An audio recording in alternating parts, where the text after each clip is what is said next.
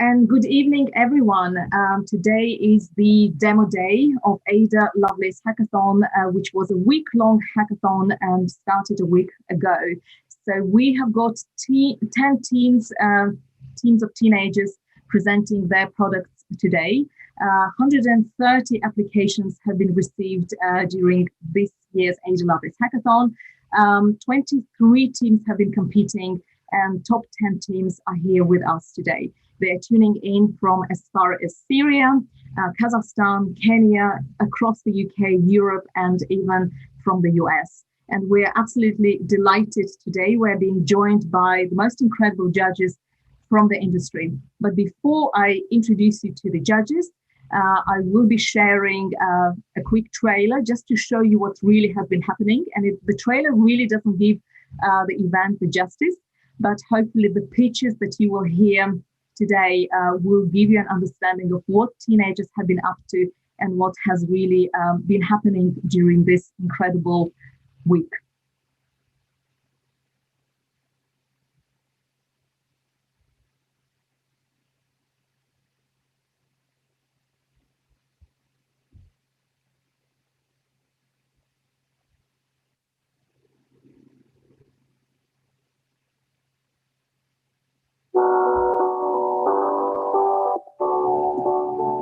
Alana Sunel, the founder of Teens in AI. We are about to kick off our Ada Lovelace Hackathon, which is a week-long adventure for teenagers tuning in from all over the world to learn about artificial intelligence for impact.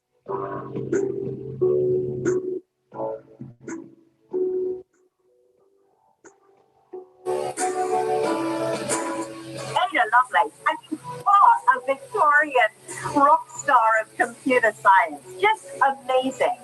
And AI in teens, we've got 60% of those participating are girls and young women, 40% are boys. We've got non-binary, gender fluid, LGBT+, and truly neurally diverse groups of youth participating in this 7-day hackathon. Today is a big day. It's the International Day of the Girl Child, and it's a wonderful day to be with you. It's an extraordinary moment for us to celebrate the work of women, and particularly the work of Ada Lovelace. It took the world about 100 years to recognize her work, and I think what Teens in AI is doing, and by inviting such brilliant speakers to this virtual platform, is to ensure the work of women is heard, particularly on this day. Ada Lovelace Day is important for me because it reminds me, number one, that we have to look outside the sort of standard set of leaders and pioneers and futurists that when you do Google search on them are almost invariably middle-aged white men.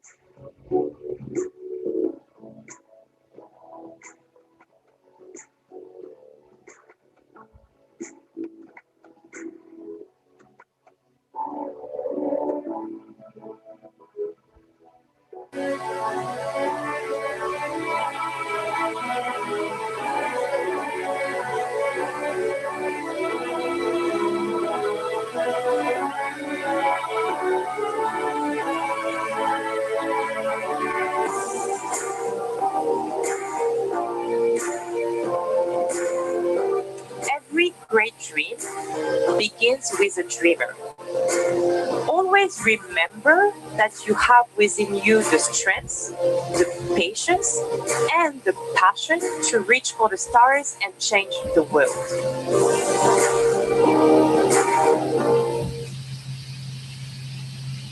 All right, fantastic. And on this note, I would love to introduce you to our judges, the incredible judges who are joining us today. So this is live demo judges, different to our round one judges who have helped us find the top 10 teams.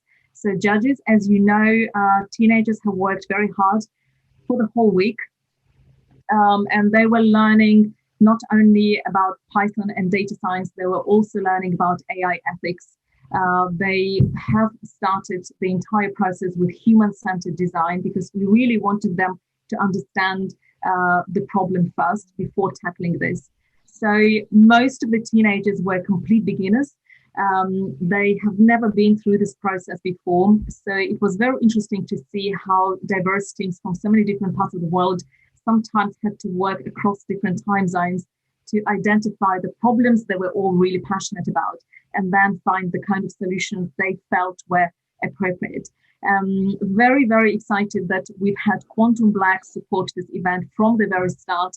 Helen, I'm really grateful. We've had ethics mentors and the entire course in AI ethics developed by Quantum Black. We've also had Quantum Black develop the introductory Python workshop for everyone who is a beginner. They were required to take that workshop just so that they understand what really happens with data. And also we've had Tanya Ahmed, who we have worked for a very long time now from Quantum Black, who pre-recorded her sessions. This was the first time we used pre-recorded videos for design thinkers and mentors and teenagers themselves to follow them independently. We wanted to experiment in this way so that next time in March, we make this event even bigger and better. And so that, teenagers from many more parts of the world are able to follow this process and come up with equally exciting solutions. So team, the first team should already be on the call, but before we get to this very first team and listen to the idea, I wanted to invite every single judge to say hi to everyone and say your name, what you do, and what are you expecting from the teams today. And I'm going to ask, I am going to ask Gillian to start us and then Kate, just because you two have judged our hackathons before. And I thought it would be great to start with you. So Gillian, from that incredible office that you're joining us from, unmute yourself. Virtually. Hi, everyone. Firstly, I wanted to congratulate everyone for getting to this stage of the competition. I'm very excited to see the upcoming pitches this evening. And for me, I started coding really young age, similar to you. I started at 14. So I'm really keen to see what kind of challenges you're going to be developing with some of the through technology, through AI in the short period of time. So for me, I'm going to be looking for how you came up with your proof of concept, a little bit on the technical and a little bit of the functionality, but also really like the benefit to the consumer and challenge you're trying to solve for. So I'm really looking forward to everyone's hearing from everyone today. And thanks, Elena, for having me. Perfect. Kate? Hi, everyone, and congratulations again to all of you for participating in the hackathon. For me, I am going to be looking for innovation, out-of-the-box thinking, and really trying to understand, just like Gillian just said, what is the problem you're trying to solve, what is the challenge you're trying to solve, and how this applies in real world thanks to AI. So good luck to you all. Don't be nervous. We will be really nice with you, and I'm really excited to see everything you've been coming up with. Okay, so next, Helen. Unmute yourself.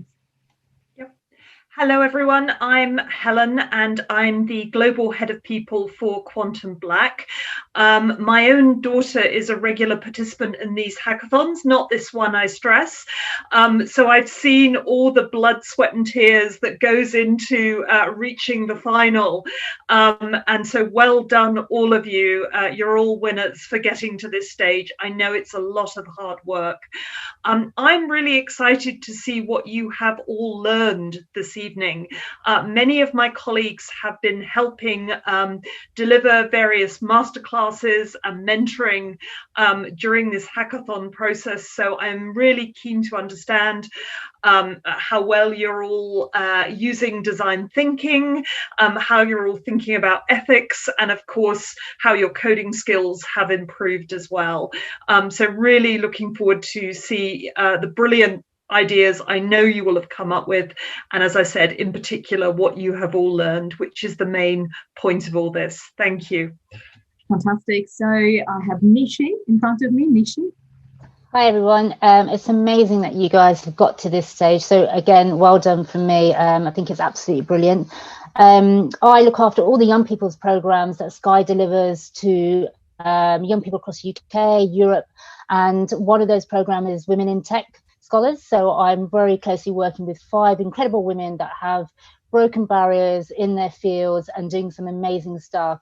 So I'm very keen to hear about the challenges that you've had to overcome in your projects, and also your resilience and how you've had to kind of really think about, problem solving, and also why are your projects so important to you? I'm really keen to understand. Perfect. Wade? Hi everyone, Wade Munsie, and I'm the Global Chief Data Officer at GSK. And this is my first time hosting with one of these with you guys, but I've hosted a few hackathons before with the United Nations, and that was also for young people as well. And I've been terribly excited, sorry, not horribly, about doing this one, because the ones that I've done before, I was so excited to see the passion that was brought along with it from people. I love how young people use technology and exploit it. It's a way that people my age certainly can't grasp. And while we understand the commercial aspects of it, getting to that, how consumers really get hold of it and how you guys grab hold of technology is fantastic. Brilliant. And O'Neill? Hi everyone, O'Neill Cross. I'm a technology principal in our Deloitte US member firm. Focus a lot in our public sector. Just like most of the speakers, I'm really excited to be here, to hear the ideas from all you young people around the world. And for me, looking at the business case, some of the social impact, but overall, congrats. I think it was Helen that says it. You're all winners, and I'm really looking forward to learn a lot from this group. Perfect. Stefano? Hi, everyone. First of all, fantastic work and congratulations to getting to this stage. I'm a data protection lawyer and a data protection officer. I work at a law firm in London and spend a lot of my time advising businesses using AI and social networks, video games, and big business. And I think when I first started writing software, it was on an Amstrad CPC 464 before I became a lawyer. And I'm quite excited to see how you're taking advantage of new technologies and infrastructure to really drive things forward. And also in terms of drive to see, to echo Wade, the passion that you're bringing to your projects. And I'll also potentially geek out a little bit on data protection law and see whether you've thought about personal data and how we can keep that protected. Yes, Stefano, we have created that slide specifically for you. It's called Ethics Considerations, and they are meant to be talking about this. So this is very important. So everyone, we've got, a lawyer as one of the judges, so careful there. And Susana. Hi, everyone. So first, congrats, everyone. Just being here, it's just being a winner. I'm right now in charge of the conversational AI and mobile apps team at Sage. And that's not my first hackathon, and I'm usually taking part of initiatives with young people and technology. So what I'm expecting today is seeing all the creativity and passion that I'm used to see during these events, and learn what you have learned as well. So let's start. Fantastic. And Mojo?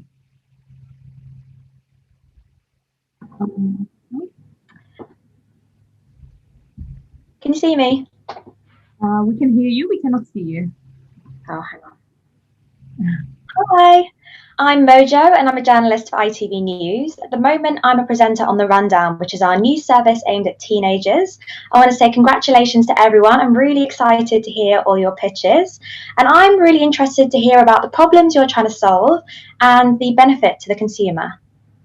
Fantastic. Well, there you have it. We have all the judges here on the call. We may have another judge joining us. I know she's on her way, Sabine, but we will be starting with the first team who are already on the call. So Team 20, Oton. You should all have the sharing permissions. So you're welcome to share your slides now, and let us begin the pitching. So don't forget, teams, you only have 3 minutes, and that includes your technical demo.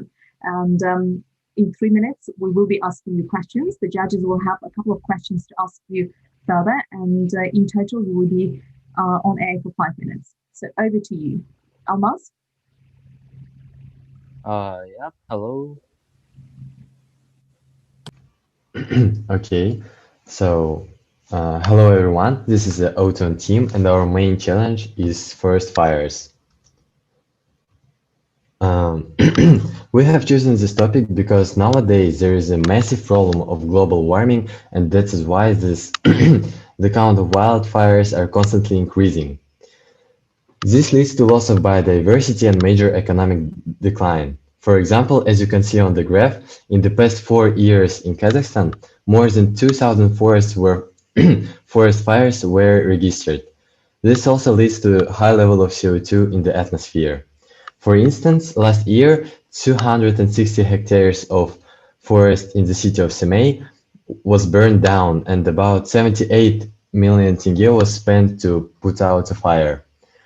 Since our government uses the information from satellites to stop the flame, this data reached the firefighters too late because the weather may interfere with the satellite work, and the consequences of that are terrible.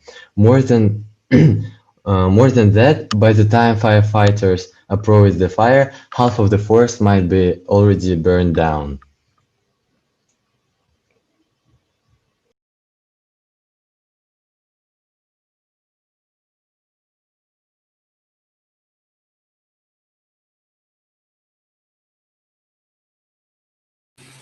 Almaz, we cannot hear the second speaker. Almaz?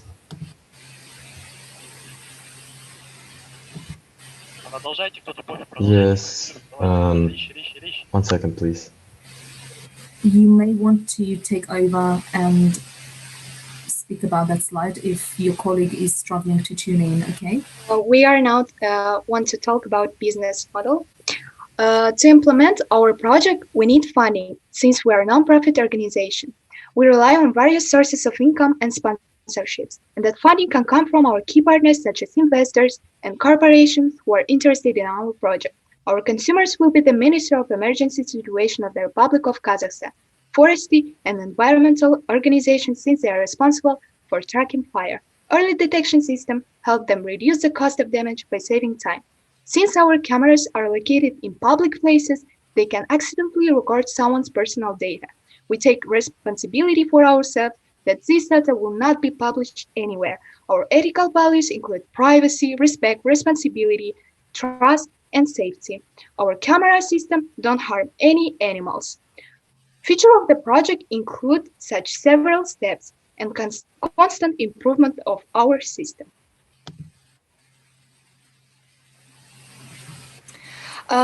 It was Team Autumn.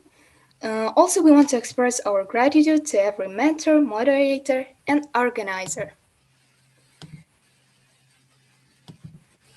We are excited to be part of this amazing event. Thank you very much for your time and great opportunity.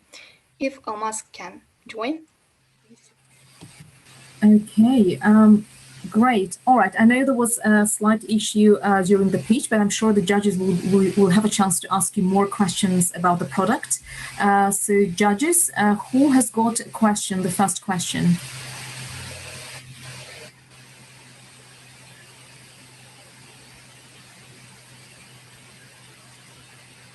I can go. Yeah. Hey, that's Kate. So how is the AI implemented on the camera? What is the AI accelerating here? So we use our infrared cameras to view the forest, like from the height, and AI is used to analyze the picture from the camera and like tell us where is the fire and like analyze the picture from the camera. So remember, it's called the AI vision. So we will implement this in our cameras. So our camera can analyze the picture from, like our AI can analyze the picture from the cameras, and by the ultraviolet and the temperature will determine the fires. And one more question from it's: are those images once analyzed sent to the government to who is going to receive? Firstly, from the camera, it will go to the maybe satellites. We didn't like thought about this kind of way, but I think it will be we'll use the satellites firstly, and we will analyze this data in our servers, and then send this data to the government or fire stations. Got it. Thanks. Daniel, I have one question. Can you talk a little bit for me how you train in the model and how you would scale this? Actually, we didn't implement AI vision right now, but I think we can find a lot of information in GitHub and find some stuff about the AI vision. So, but we didn't implement it right now. I had a question about personal data, quickly. Guldan, I think you mentioned that animals might get captured. Perhaps unfairly, animals don't get protection under data protection law, but people do. What sort of personal data do you think you might capture about individuals? Since our cameras located in public places, they may record personal data. And so we give the responsibility that this data will not share with anybody. Great, thanks very much. Okay, so that your time is up. So fantastic pitch, first ones as well. Great work, team, and you can exit the chat room now so that we have team 13 pitching. But well done, very brave start, and despite a couple of issues, I think you have nailed it. Well done, congratulations. Perfect. So team 13, you should be on the call now. So one of you should be able to present, and I think you should all be given presenting sharing permissions. So Adelya, Gleb, who is going to be sharing the... Adelya will share his screen. Mm-hmm.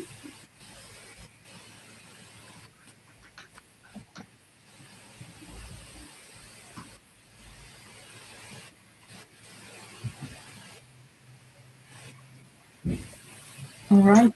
Are you able to share your screen? Adil? Perfect.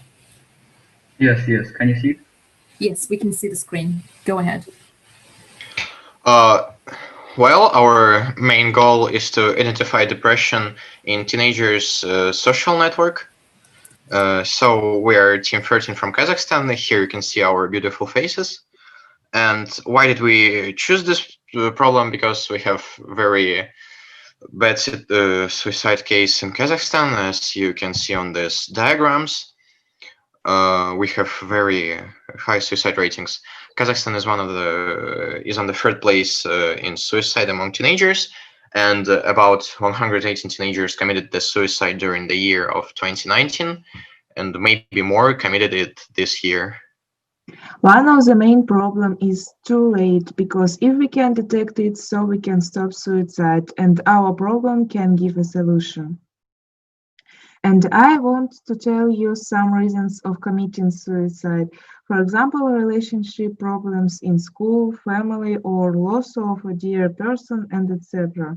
And one of the main problem is undetected. There are some important warning signs of suicide on the slide. These are dramatic mood swings, taking alcohol, disconnecting, talking about topics related to suicide or affecting them.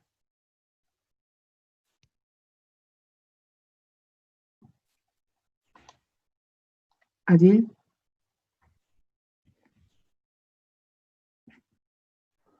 Adil, we can't hear you. Really? Okay.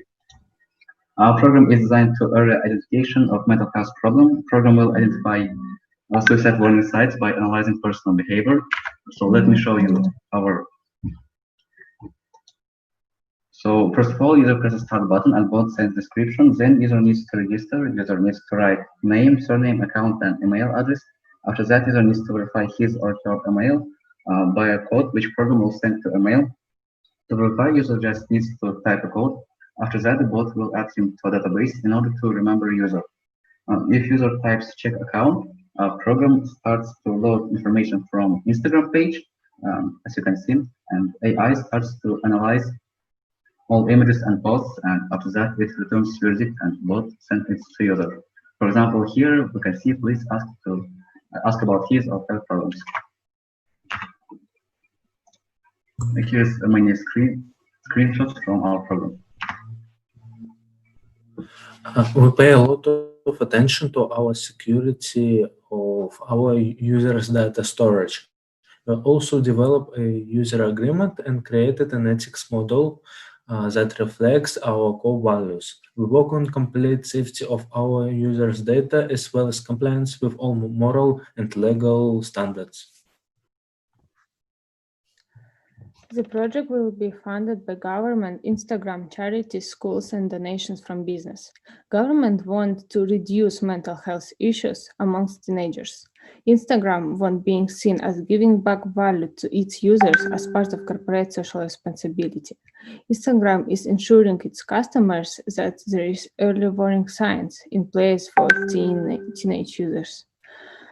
Business will be interested in funding as part of corporate social responsibility. We presented our idea to our school management. They are interested in our product, and we plan to introduce it for testing in our school. Further, we want to present product to government representatives. Also, in this slide, you can see that slides we can use. And so thank you for your attention. Some questions? Great.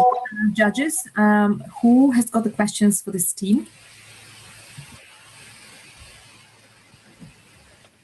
So can I start the demonstration?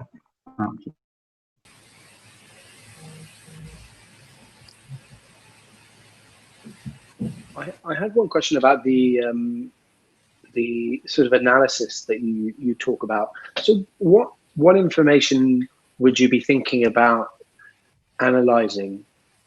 I know you mentioned data from Instagram and that sort of thing. Well, we are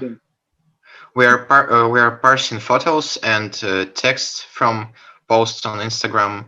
If text contains depressive thoughts, we built a database with depressive thoughts. So first of all, we check in text, and second, we check in photographs if it's dark pitched or containing. Yeah, basically, if all photos are dark or gray, and text are marked by our AI system as depressive or suicidal, we send a message about talk to this person and maybe he's seeking for help. That's really helpful. It's really interesting, I think, to think about how you can learn about someone's state of mind by the type of photos they take. Thanks very much. Judges, any other questions? Yeah. How much of this is implemented? So is it really detecting images or the text sentiment, or is something that it's a prototype in very early stage? It is actually detecting text because we paid a lot of attention to this feature, but images we are finding the average RGB of this picture, and if it's gray or dark color, we mark it as depressive. We are working on it right now. And also we want to introduce more data sets to our program. Thank you. It's Nishi. I've just got a quick question. is there a particular age group that you think this will be more suitable for? And then how are you going to overcome the kind of laws around younger people using social platforms to engage with, who potentially might need to be supported as well? Are you thinking about how parents can also use this to support young people? This is actually a main idea of our project. There might be connection between parent, child, and third party, like school psychologist, and bot will send a message firstly to a child, like, are you okay? Do you need some help? If child responds with no, our bot continues checking his page, and if it's reaching kind of second breaking point, where there is obviously that the person is depressive, bot sends message to parents and third party member and asking them to talk with the child. Have you thought about photos where other people are tagged at all, and how you might deal with that? We're struggling with Instagram API, and I don't know how we can use tagged people to detect, depressive vector on the Instagram page. Okay. Okay. Great. Thank you so much. Oh, sorry. Did you have another question? Sorry, yeah. It's Gillian. I just had one question just around the scanning, the analysis of the photos. So are you also tracking, apart from the scanning of the text and the posts, are you tracking the what is it, the the likes, the number of reposts, that kind of thing? Can you talk a little bit more about what exactly you're tracking apart from the images themselves and the text that the users are demonstrating? Our main goal to check text right now, because it's easier to create this AI. We aren't checking any likes or reposts because I don't know how it can help. This might be a very little account, only for friends and family members. So yeah, our bot is very prestigious with checking text, because we made an actually great database, and images they're in progress right now. All right. Thank you, Team 13, and thank you, judges, for asking your questions. All right. So next up is Team 26. Amna, if you are ready to share the screen, fantastic.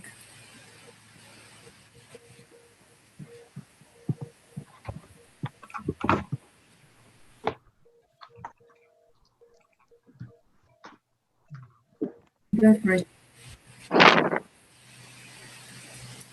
So hi, Team Adapt here. We are a group of teams, and we've experienced problems with detecting the impact of people, events, or places in our lives on our remote in the past, and that's why we want to help teams just like us.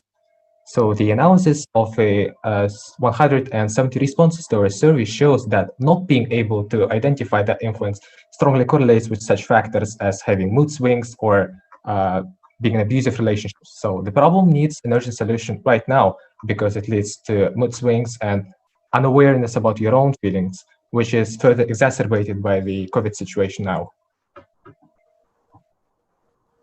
Our solution is Mood Up, an app that helps teenagers to gain insights about the influence of different factors on what they feel through journaling. With keeping accessibility in mind, users will be guided through each and every step they take. The user will be asked to rate their day and log in their mood.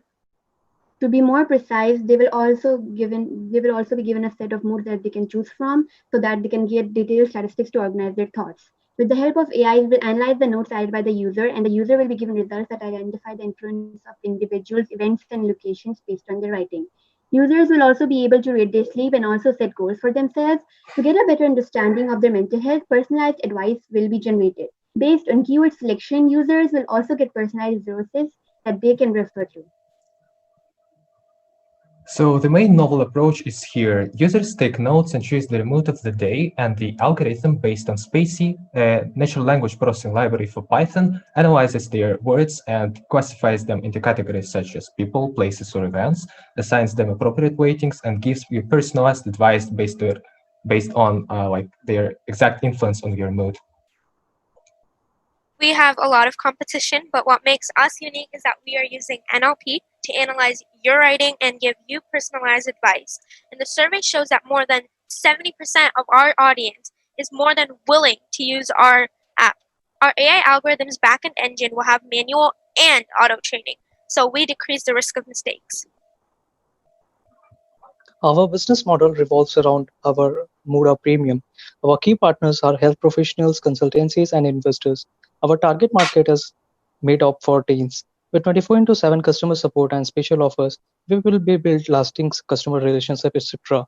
The spreading channels are Google Ads, social media, etc. Our cost structure will include wages, software, advertising, which will be covered by revenue systems such as premium subscription, one ad per visit system, commissions, and partner referrals. We've come up with 4 policies on every stage of user experience to prevent ethical implications. Authentication, proving the identity of a user using MoodUp with password and automated logout. Complete anonymity. Minimize risk of re-identification. Consent to use the app and empathetic word choice when giving personalized advice. With our solution, we've addressed 3rd Sustainable Development Goal of the UN, and we plan to help a large number of teens around the globe to be more aware of the factors influencing their mental state in these challenging times, making a positive impact for their emotional well-being. Thanks to all judges that give us feedback and mentors and organizers that help us with the project. That's it.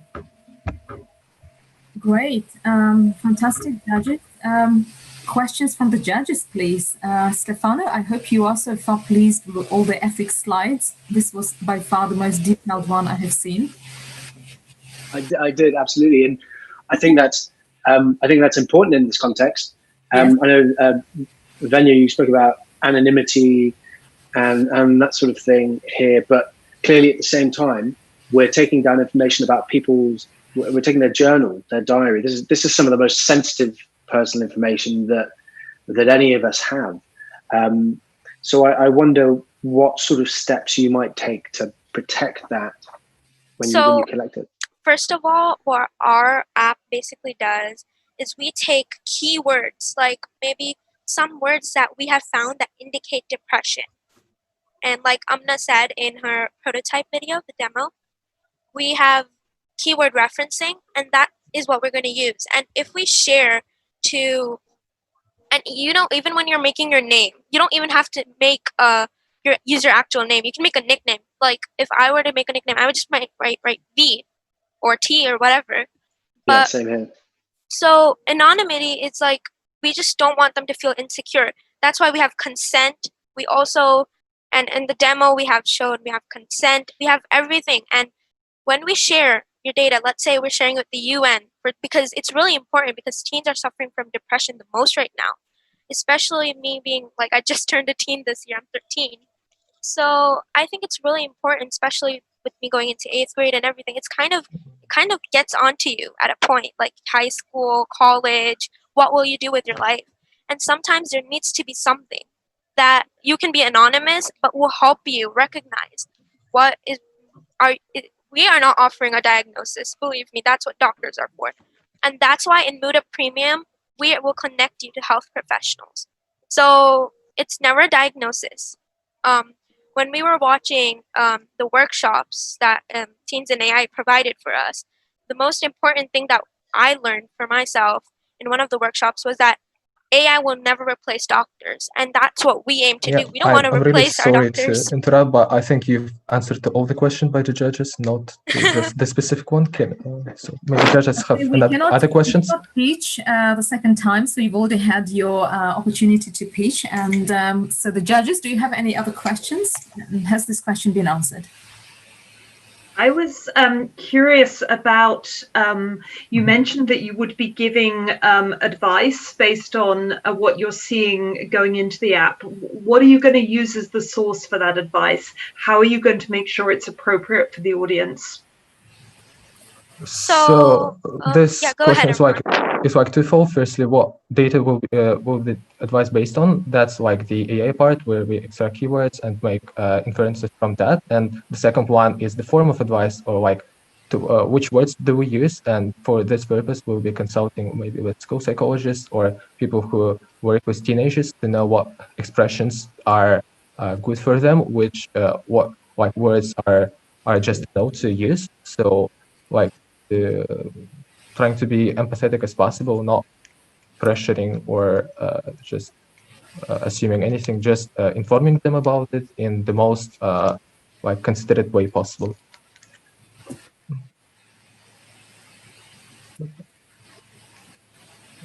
Other questions?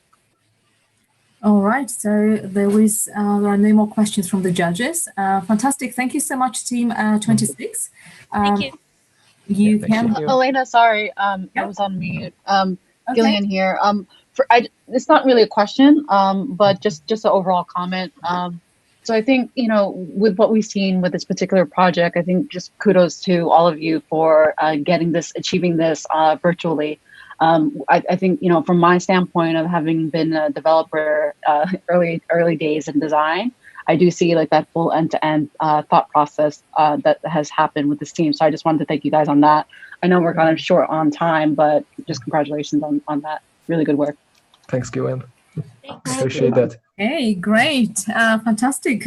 Yes, Gillian, I'm happy to see you're impressed with the quality and the outcome of the code and everything. So well done, Team 26. Great effort, fantastic. So Team 16, I know you're already on the call. If you are ready, we are looking forward to hearing you pitch. And Emily, I think you should have the permission to share your screen.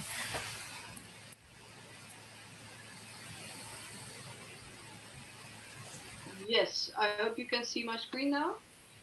Yep. And just check, do you also see this?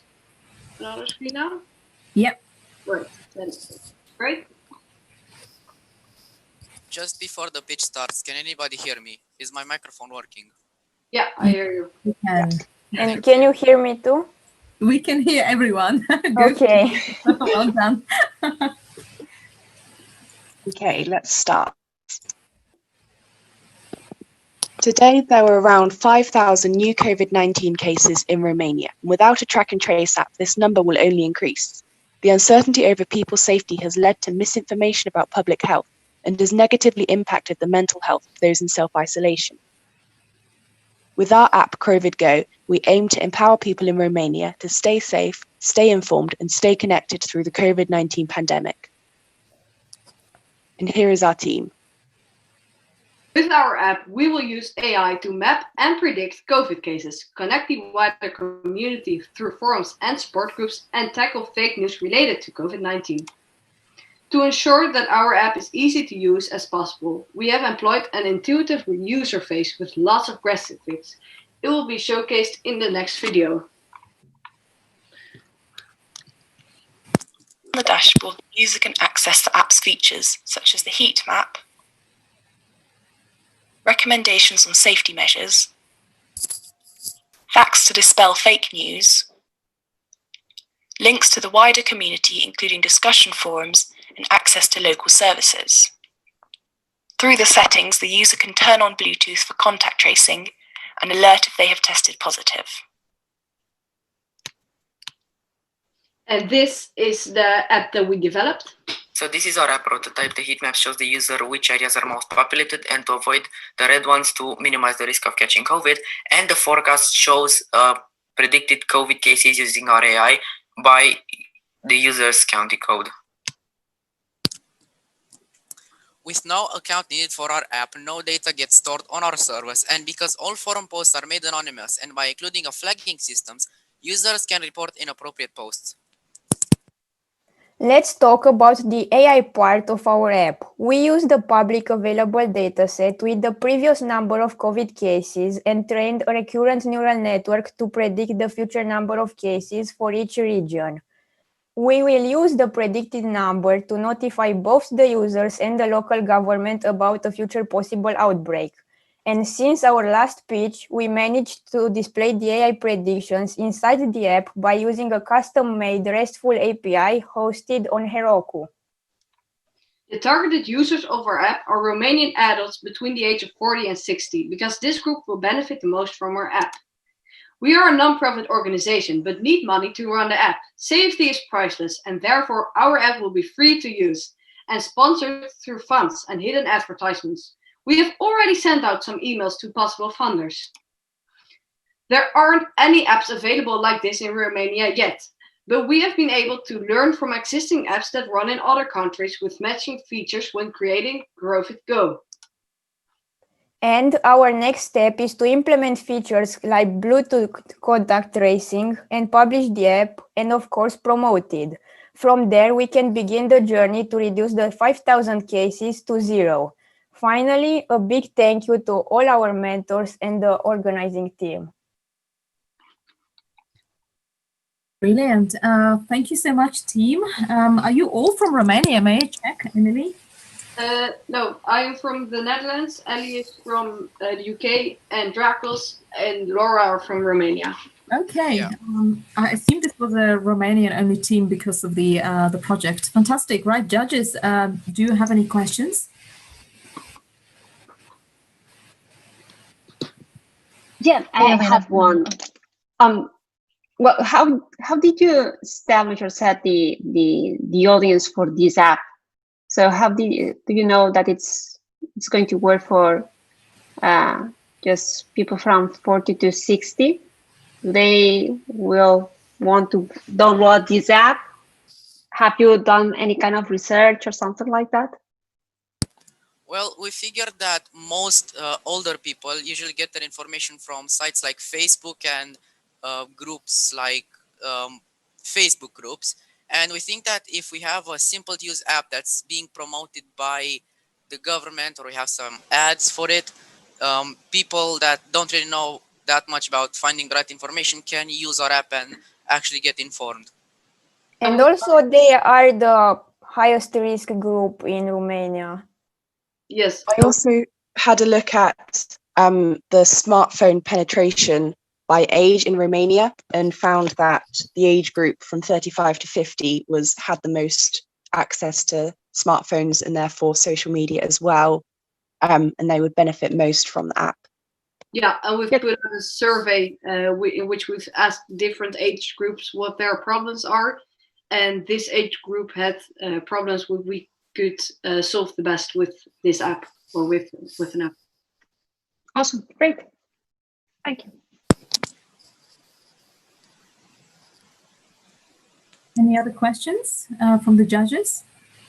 This is O'Neill. I just have one. Could you talk just real quick how you would secure the data? Because obviously you're capturing health data. How would you secure that? So are you talking about which feature? Because we have a tracing feature for which we don't really need health data, but more we can give everyone a unique ID and then see when two IDs have contact with each other. And then an ID can store which other IDs it has seen. So those other IDs can get a message that they've had been in contact with someone who is tested positive for COVID. And for the other features, we don't really need health data from people. Otherwise, everything is available online already. Yeah, we're using a public data set for the AI. Got it. Thank you. And have you had any luck contacting Romanian government to try and pitch this incredible project to them? No, not yet, unfortunately. I've sent an email to the Prime Minister and also to the European Fund group, but we don't have had any luck until now. We'll keep trying. I think the highest person I know in Romania would be director of Microsoft. I don't know, she probably will be connected to the government the government somehow, but I have no idea how proactive the government of Romania will be, but happy to make the connection. If any of the judges have got any connections in Romania at the ministerial level, do please connect this team who seem to be very keen and bold to, you know, to take this action. Well done for contacting these highly, you know, influential people in Romanian government, and good luck. So on this note, let's pass it on to another team. Team 6 is already on this call. So team 16, you're welcome to leave the chat room and enjoy the rest of the pitching and the demo day. So team 6, Hannah, I think you will be sharing the screen. Go for it.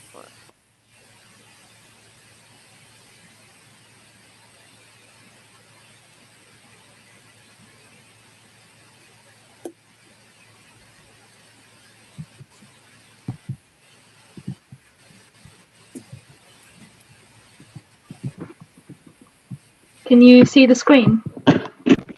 Yes. And we can hear you too. Okay.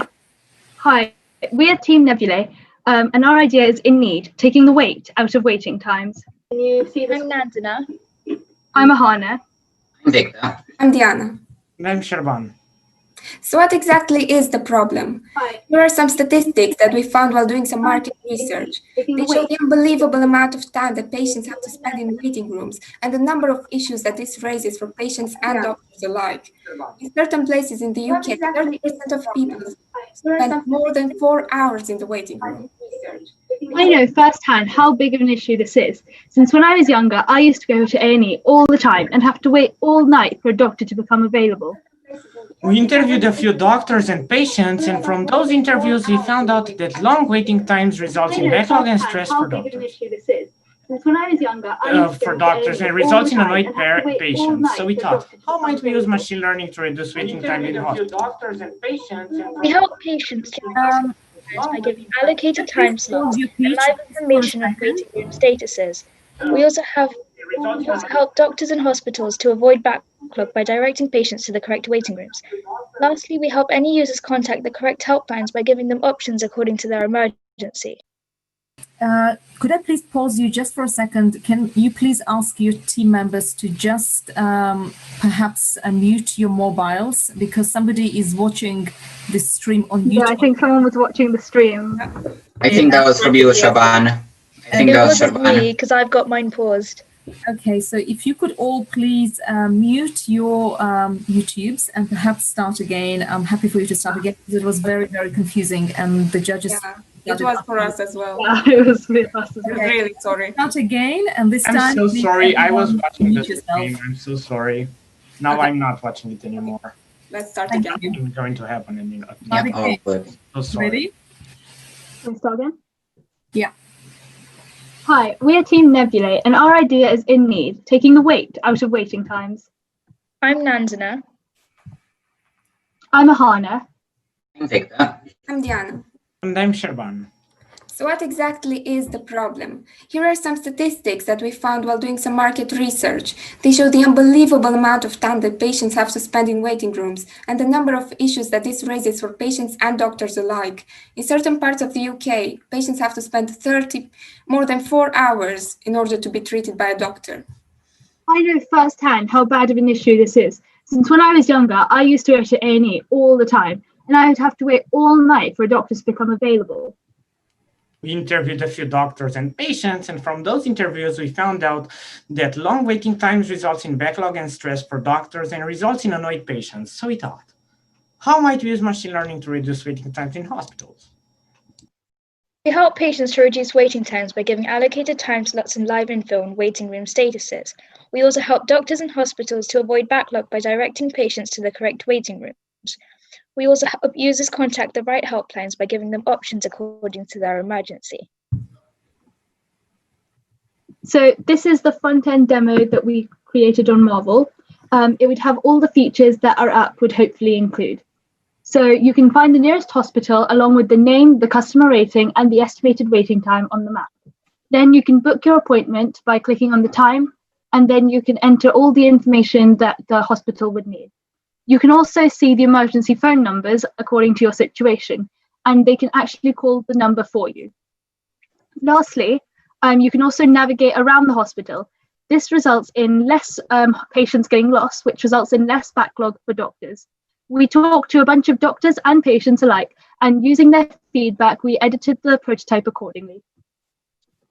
In order to convert the raw data we get from hospitals, such as the number of patients and the number of doctors, into the data that the user needs to see, the waiting times, we chose Python as it's one of the most powerful machine learning softwares nowadays. For this conversions, we developed an algorithm that uses linear regression, but we do intend to upgrade it for more exact results. Whilst ideating the app, we looked into the possible ethical issues and found that as some of our features use the customer's location, there were safety risks that we needed to think about. So when those features are selected, permission will be asked to use the person's location. Also, when booking the chosen appointments, personal details will be asked for. Any personal information will be received, and then all data will be deleted from the application once closed. We also thought about the business model and the marketing strategy. The app has a freemium business model with and the premium version requires a one-time fee to access it. We'll also market through funding with means such as the NHS, private hospitals, and companies like Babylon or UNICEF. We did some competitor analysis and found Waitlist, an app that handles hospital waiting times, and ZocDoc, an app for doctor appointments. We rise above both of these apps with our unique selling points, which are our availability of certain doctors and the hospital floor plan to help patients navigate them. After finishing the work on the algorithm, our next step is to gain a wider range of hospitals from all across the UK inside of our database. This will ensure that patients have a large number of hospitals to choose from and always receive the best quality of information. Afterwards, we'll be slowly but surely going worldwide in order to reach people from all walks of life who are in need of our help. Lastly, we'd like to thank everybody who's helped us along this journey. Right, brilliant. Thank you so much, team. Judges, do we have any questions from the judges?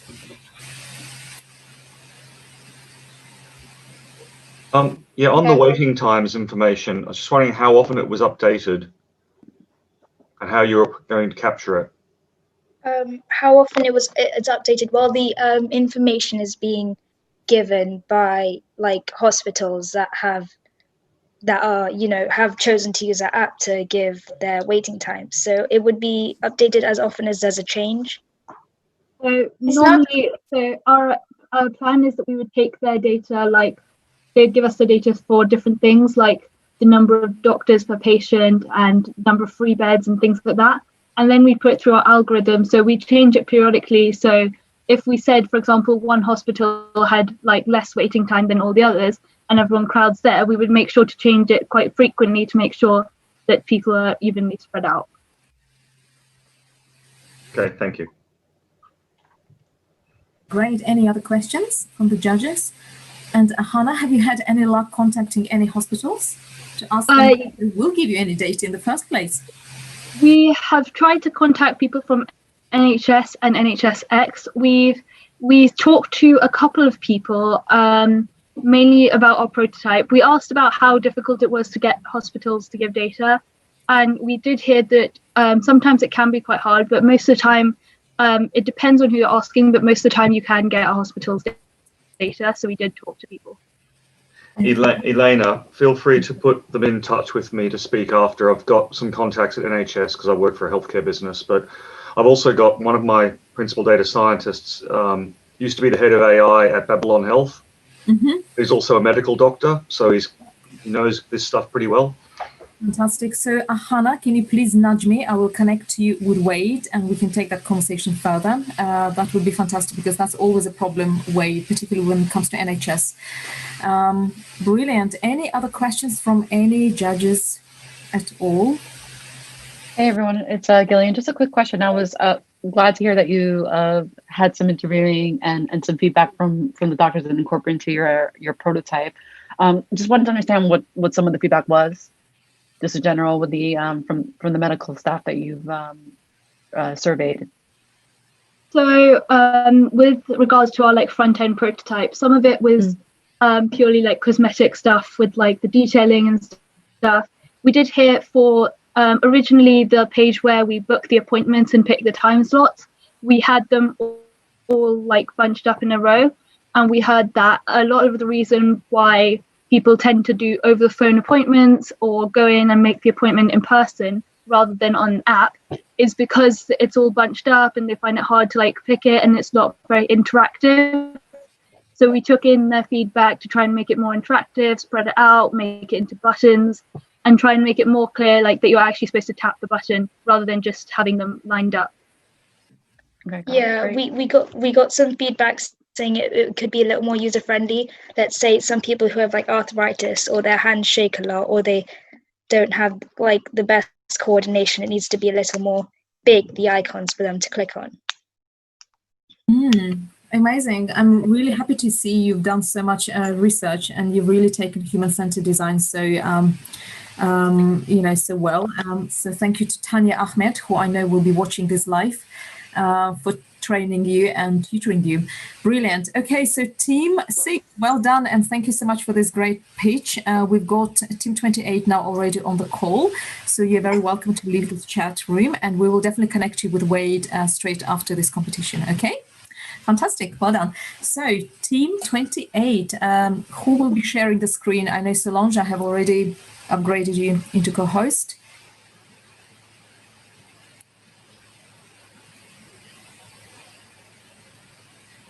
Who is sharing the screen?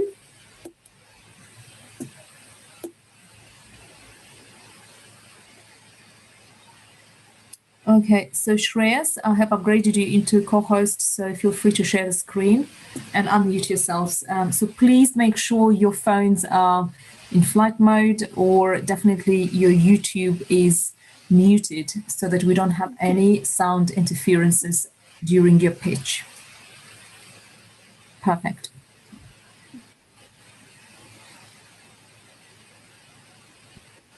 Go for it.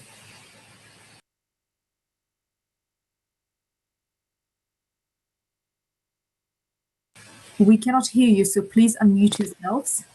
Sorry, one of our team members, I don't know. Okay, thank you, Serene. Sorry, Serene was supposed to do this part, but she didn't. Yeah. Okay. Well, one of you is going to have to pick up. Sorry. Hi, and thank you for joining us today to see our pitch for On Same Page.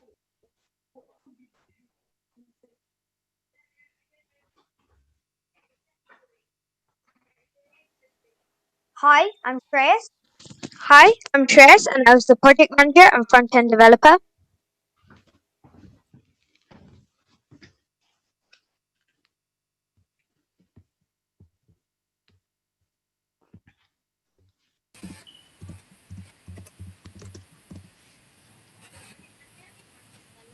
Guys, I think Solange's microphone has cut out, so you might need to take over for her.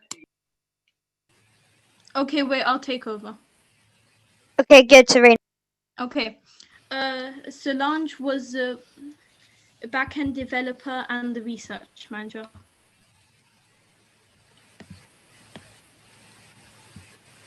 And I was a design thinker.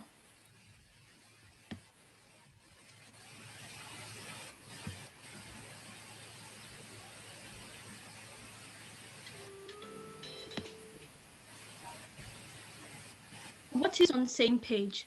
In essence, it's a mental health app for those from BAME communities to connect and get the help they need with the racism they face on a daily basis.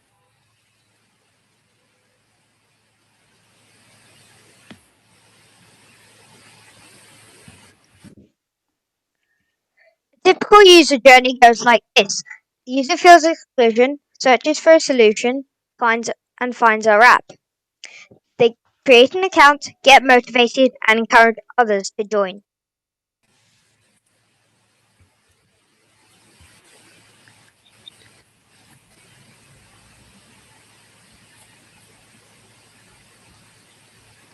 Yeah.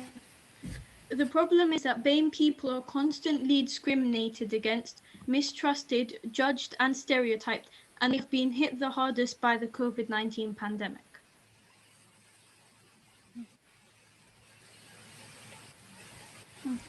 Because of this, it's extremely important that BAME people have a support system that they can rely on. On the Same Page wants to help them when they feel discriminated against and make sure that they can connect when they feel excluded. Sorry, that's I think that's the wrong slide. Okay, Solange has found the unmute button, so now you can start on the impact. No. No, it's dead. Solange, we can hear you. Why don't you speak? Oh. Okay. Because of this, it's extremely important that BAME people have a support system they can rely on. Doreen has already done that part, Solange. Well, that's on the side. Okay. Our plan on how this app will keep itself running is the Patreon, as well as some sort of optional subscription for extra perks, like the ability to boost posts. We haven't opted for the classic ads to make money, as many people find those irritating.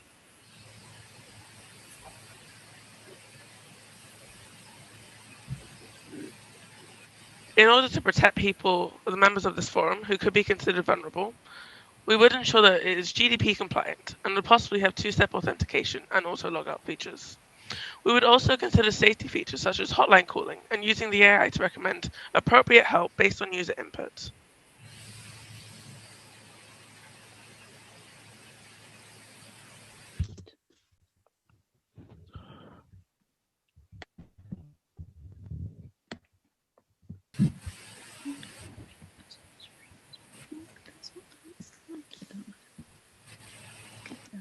As our wait, this is the ethical considerations slide, but it's meant to be next. Wait.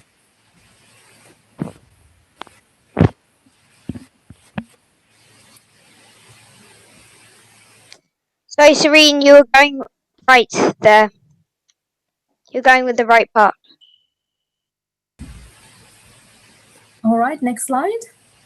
It's the next slide because that's thing Solange just said, like this, about the in order to protect the members of this forum. Guys, you only have 3 minutes and you've already timed out. So what's the next slide? Okay, so the next slide is my prototype. Great. No, it's individuality. As our research demonstrates, barely anyone has an online support system, and almost half the people interviewed have no support system whatsoever, as shown in the graph on this slide. This ensures that many people will choose to use our app, and there won't be a lot of competition to go against.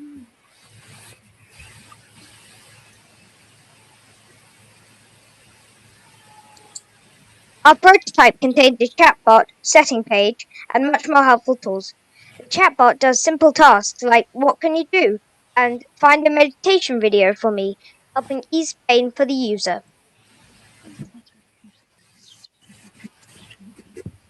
But that's wrong, and this whole thing is bonkers. I created the API for on the same page.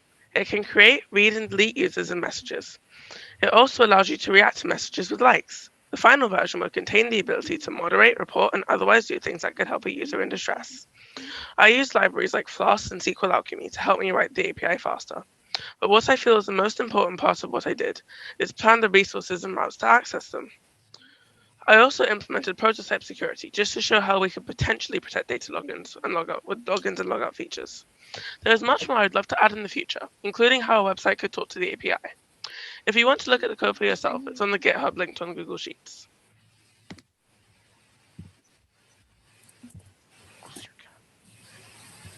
Thank you for listening to our pitch, and we wish good luck to the 10 other teams in the final. A quick shout out to all the wonderful mentors who have helped with our project. Any questions? Great. Okay, thank you, team. Well done. A few technical difficulties, but we all have them. But well done to you for pitching. Judges, do we have any questions at all to this team who is very, very keen to tackle racial biases and connect the BAME community? Yes. Yeah, sure. Oh, go ahead. I have two questions actually. Yes, how are you planning to fund the app, and also how are you planning to bring awareness of the app to the BAME community?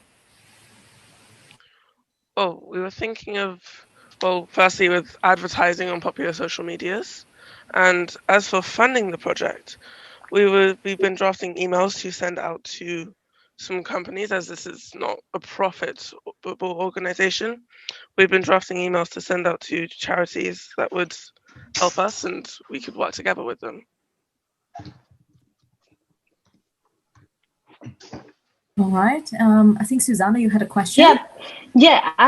Have you thought about designing a kind of safety net, or what happens when the bot does not understand you? So, what kind of response just to avoid frustration? So yeah, we did have a slide plan for that, but since our thing went off, like it had a few technical difficulties, and that's why I didn't really get to hear our ethical considerations. Okay, so we had a plan for perhaps hiring like moderators and people to, if the bot can't understand, it would send the messages to them. So obviously a person could probably understand the message much better than an AI, for now at least. But yeah, we were hoping to hire people to help, and then it would sort of add that to the database on this is how you'd respond to a similar message. So our AI would learn and get better. All right, great. Any other questions? I have one question. Can you talk a little bit about your demographic? What's the age group or your user base that you're targeting? Teenagers and young adults. So people like 25 and younger. So 13 to 25. Yeah, our persona was 25, so yeah, sort of teens and young adults who are facing racism. Okay. Okay, great. Thank you, team. Well done. Great teamwork. And you can now leave the chat. And we have one team who I know are using one laptop to pitch. I think this team is tuning in from Syria. So team 22, if you're ready, you're welcome to start sharing your screen. If you could just give me a second.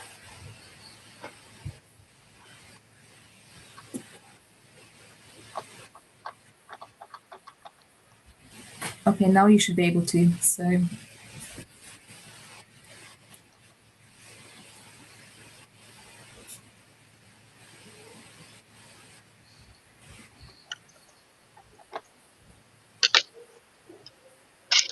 Hi everyone, we are Team 22 and our project is Rehouse, which is a home rehab. We see that during the pandemic and the lockdown, the problem of addiction raised dramatically, and with the bad economic situation, a lot of addicted people became unable to afford the treatment. Furthermore, some cases of addiction can only be treated by specialists in different countries.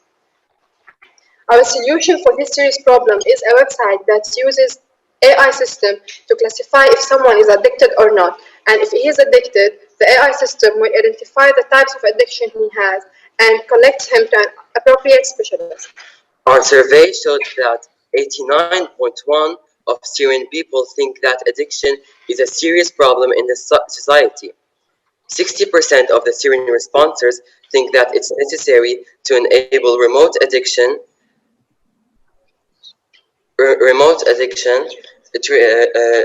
treatment during the COVID-19 pandemic, and 52.7% think that traveling to other parts of the world is an obstacle for them to recover. And this is our product, Rehouse. In the field of artificial intelligence, we found that the decision tree algorithm is the best among machine learning algorithms in terms of accuracy, where the accuracy was 70%, and the lack of symbols was the reasons for our use of machine learning algorithm, not deep learning. Our project will be funded by humanitarian organizations like UNDP, as they're working on a project about mental health in Syria, which is called Fadfada. To help as much people as we can, we'll advertise about our website on social media and on TV, because more and more people are using them during the pandemic. Also, influencers who overcame their addiction will encourage others to use our website. Of course, we should consider ethics in our website, like the data storage of our users' private information. So we're asking them to provide consent to test out the model created. Actually, we asked Susana Raj to check our work, and this is her testimonial. Our next step is to connect the emotional trait Big Five personalities to predict how likely a person is to get addicted. And this is our amazing team. Thank you so much for your help, our amazing mentors, and special thanks to Elena and teams in AI for giving us this great opportunity. Thank you, team. Ready to stop sharing the screen. And the judges, if you have any questions, feel free to ask them. I can see myself now. So, judges, any questions? I had just a question about the sort of the interface. What's the user experience going to look like? Our user will enter his email. If he's addicted or someone knows or thinks that someone of his family is addicted, he can enter his email and password. Then he will answer several questions. It's general questions which will allow the AI system to identify if this person is addicted or not, or what type of addiction he has if he's addicted. Then the result will be sent to a specialist who will send the result to this person. Okay, thanks for that. I think it's it can be a really paralyzing issue, and I think you want to make it as easy as possible for people that are really suffering to get the help that they need. Yes. Yes. Any other questions from the judges? I did have one other question, actually. So you mentioned that someone could refer or put a family member in touch with a service and that sort of thing. Have you thought about the privacy implications of that? If you've got people sending information about someone else's addiction when they may not know that that's even happening themselves. Very good question. I didn't get that question well. Can you repeat it, please? Yeah, of course. So you mentioned that somebody could refer or submit information about a family member or something, or somebody else that they know that's suffering from addiction. Have you thought about the privacy problems that you might encounter? So if you're sharing information about someone else's addiction and they may not be aware that you're sharing that. Oh, yes. They should be a part of the families, or part of their family, and we have some questions in our test that.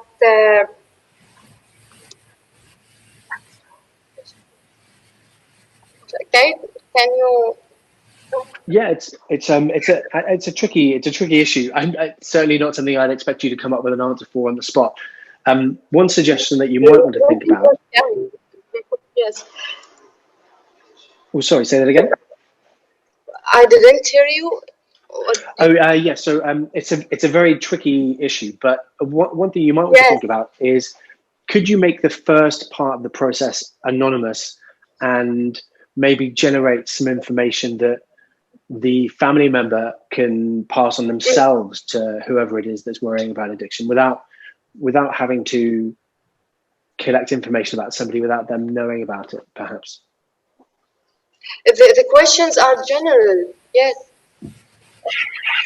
So, okay, thanks very much. Yeah, so Lana, Stefano was just making some suggestions, something for you to consider and something for you to think about in terms of the privacy and how you're passing on the information of somebody who may not know that you are basically telling, another source that they are addicted or not. So just something for you to consider and think about, all right? But thank you very much, team. Thank you, team. Thank you. We've got the next team already on the call. Team 18, if you are ready, feel free to share your screens and tell me who will be sharing the screen, and I will give you the... Oh, it's me. I'm going to share a screen here. Name. Okay, hold on. Let me...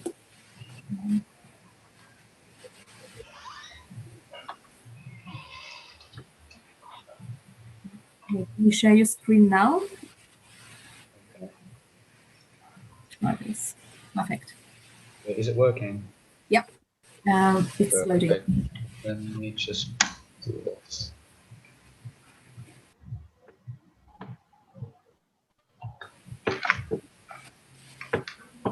Can you see my screen? Yes, we can. All right, let's start in 3, 2, 1. Hello, we are Hope, and we help young women write their own stories. The problem that we are trying to solve is that Syrian girls are being deprived from school because of several reasons, such as unequal gender norms, undeveloped traditions, child marriage, and Syrian war. As in our persona Batul, who's a girl I met one time, her parents have deprived her from going to school, and right now she's looking for a way to learn, but is overwhelmed by the many sources and online courses. With Hope, we aim to help by providing girls with an online learning platform that detects the suitable learning style to integrate them back into education and fill learning gaps that they will have. Figures and statistics show that there are 4.8 million Syrian children of school age, from which 2.7 million are out of school. With more than 2 million children out of school due to war, the amount of young displaced Syrian girls who get married before 18 has reached a very high percentage. Education limits girls' vulnerability to early marriage. However, with limited opportunities for girls to attend school, they have no way to learn the skills and obtain knowledge to advocate themselves against child marriage. Our local survey results show that the majority of people prefer online learning, especially at the current times. It also shows that in Syria, only 5% of people do not struggle with or know anyone that struggles with school financially. We know that every person has a very unique and different learning style. Some people work better with visuals, audio, reading, simply by trying things out on their own. What makes us special and unique? A difference between us and other online learning platforms is that we use a machine learning algorithm to predict the learning style of our users to give them a much better educative experience. Plus, our services are completely free on the user's end. We would want to better and women and the funds. Strategic ability ideas of learning gathers and advocate availability. We plan on making income either by third-party funding via collaborations or by ads. Some key ethical considerations that we had to make to ensure the safety of our users include storing data anonymously so that the model gets trained and suggests the right learning style for users. And lastly, we would like to give a huge thank you to our mentors for the huge help they've been giving us. My name is Ayham, I'm 17, and I'm the design guy. I'm Kahtan, 15 years old, and I'm a tech boy. Yasmin, 17 years old, I'm team manager. I am a Jack, but I'm a tech. I'm Leah, 13 years old, and I'm designer. That was it. Great, fantastic. Judges, questions, please.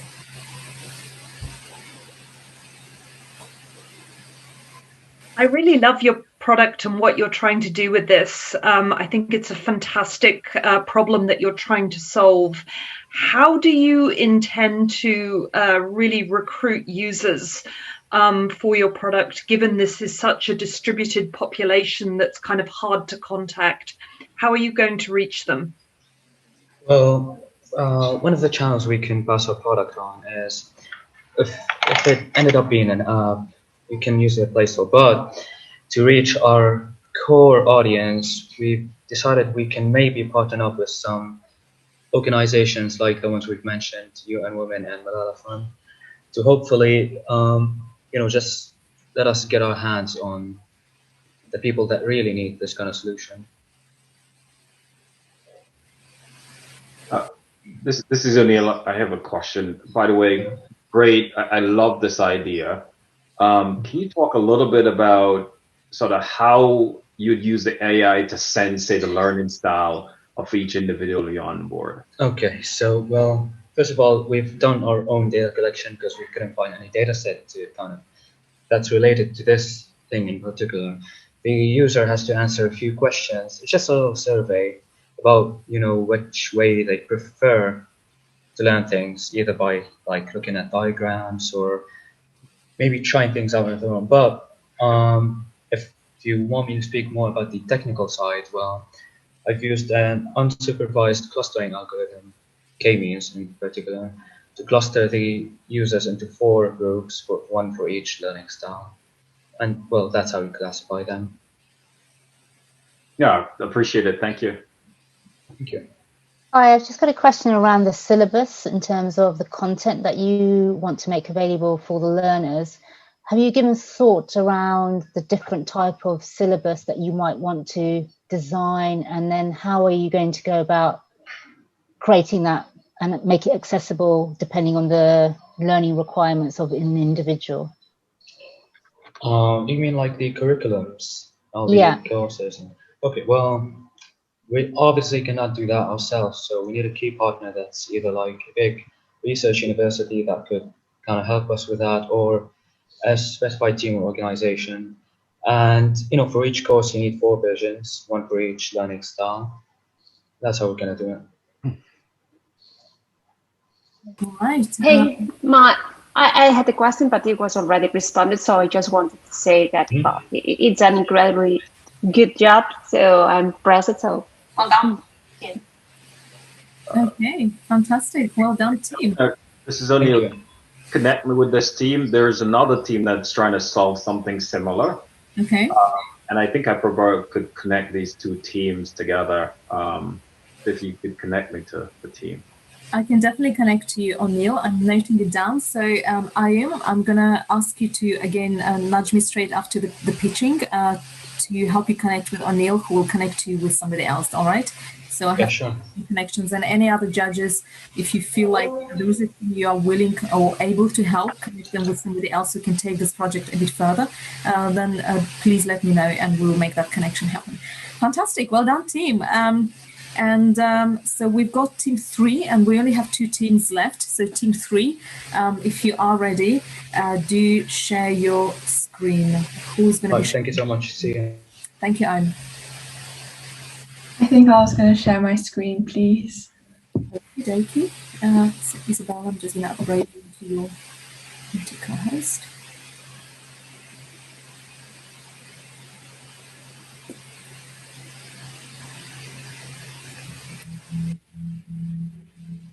Right, Isabella, you should be able to share your screen, and can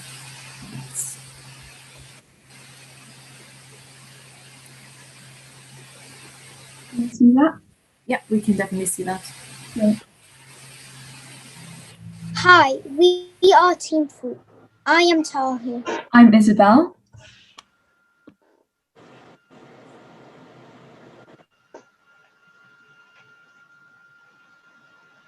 We may be having some sound issues. Is anyone else speaking? You can just go to the next slide. Yeah. There is a real need for brainstream to exist in today's market. As an autistic person myself, I truly understand how difficult it is for young people with autism to cope with social situations. It's emotionally overwhelming. Brainstream solves this. 86% of autistic children who participated in our survey said they did not use the app, but the vast majority want to use one in the future. Therefore, our app is vital. Brainstream provides easy, efficient, and fun tools and activities that autistic children can use as coping mechanisms to help them calm down in social situations, support their emotional intelligence, improve their social skills, and reduce their stress levels. Out to our target audience to ensure that they liked and supported our app and design and received 45 responses in 2 days. Our app includes a chatbot that improves social communication skills, mindfulness, breathing exercises, engaging podcasts, and soothing music to help them calm down, a check-in for reflection and mood tracking, and games to improve emotional awareness and concentration. You can see our 5 key features here. Let's imagine Chaya has had a bad day at school. He's overwhelmed by homework and is not understanding some of the conversations he's having with his friends, as they're using expressions he's not familiar with, hence creating misunderstanding. Our games feature will reduce the anxiety he feels over homework. Chatbot will allow him to practice understanding these expressions, and check-in will allow him to journal his progress. Our chatbot uses AI by collecting data like interests, age, strengths, and difficulties in managing autism once users sign up. Using this data, our chatbot serves as a friendly companion that specifically targets those problem areas. Game recommendations also use AI, as we have games of different complexities depending on the severity of social communication needs.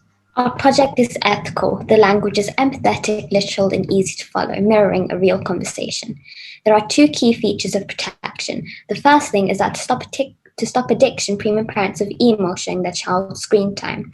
The other thing is that if the child is constantly feeling sad or angry, the parents receive an email to protect the child from mental health problems. Additionally, to be more energy efficient, there are less background updates, thus less energy used. Our main way of gaining revenue is a premium option for parents that includes visual progress tracking sent to their emails, with graphs displaying how mood and screen time has changed, and personalised recommendations. To encourage more autistic children to use our app, we will converse with schools, autism support groups, and doctors, asking them to recommend us through Facebook and physically. We are unique from our competition. The ChoiceWorks app involves completing set routines to improve emotional intelligence, and Proloquo 2Go only simplifies communication. We provide a variety of tools rather than restrict autistic children to just one, but still for low cost.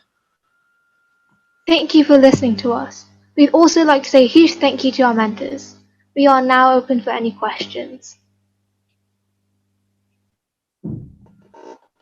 Fantastic. So, judges, do we have any questions for this team?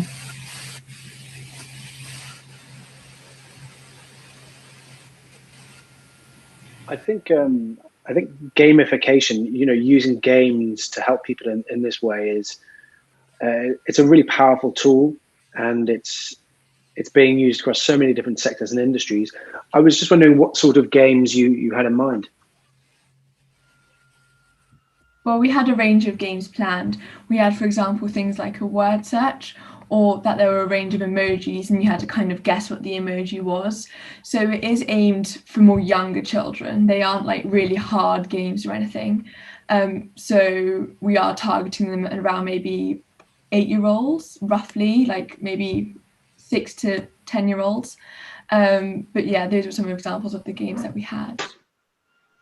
And would you use performance, like information about the way that people play the games, to learn and develop insights about about your users and that sort of thing? Well, we would definitely do, if they're doing really, really well, we might make the game a bit harder.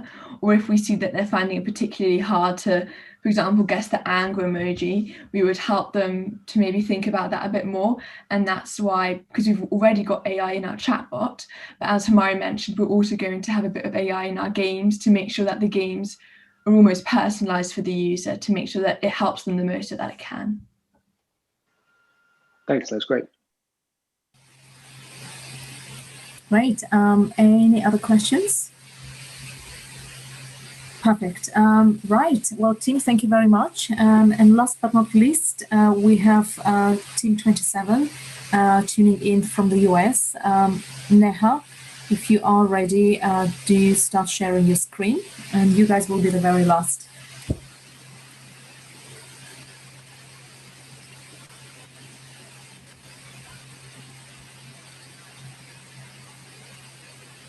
Okay, whenever you're ready. For World Mental Health Day, we created an app to advance good health and well-being in the mental health community. We're the AI Brains, a group of entrepreneurs and tech developers across the world. We found that it was quite hard for teenagers to communicate their problems to others and professionals about their mental illnesses, and that they felt isolated and alone with their conditions. Our solution is Community, a mobile app where teenagers can find people in similar situations as them and communicate them within a safe and comfortable situation, as well as have access to resources and medical experts in their respected fields. We sent out a survey, and from the results, we can see that majority of people who responded to the survey said that they became more anxious during the pandemic and that they were lonely during the pandemic. There was also responses from people suffering from mental illnesses saying that they hate speaking about their condition. So here is our prototype made with Marvel app, which begins with a psychology and background quiz leading to a consent agreement to create an account. Once you create an account, sign in and tell the app how you're feeling. Then the app will use sentiment analysis to analyze your response and give recommendations to help.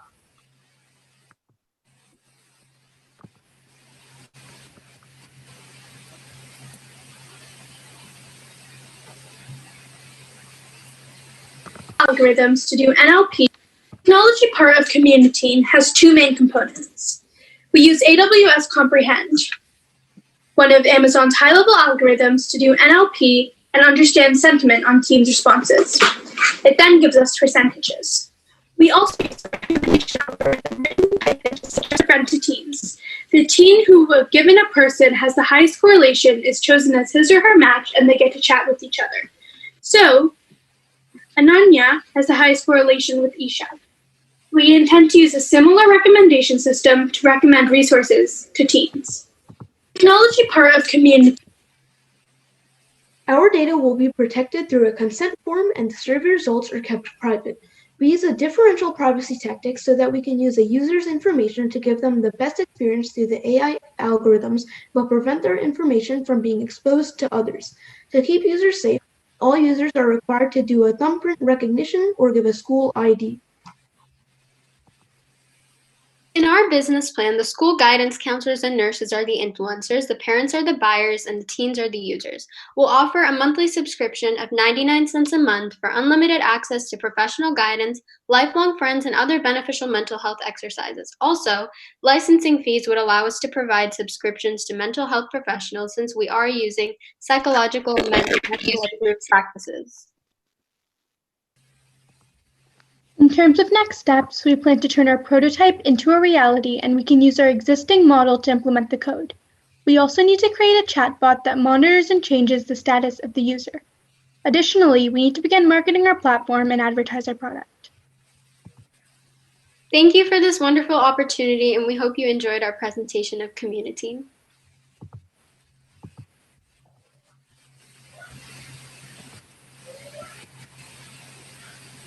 Right, great. Thank you very much, team. Judges, do we have any questions for the very last team here pitching?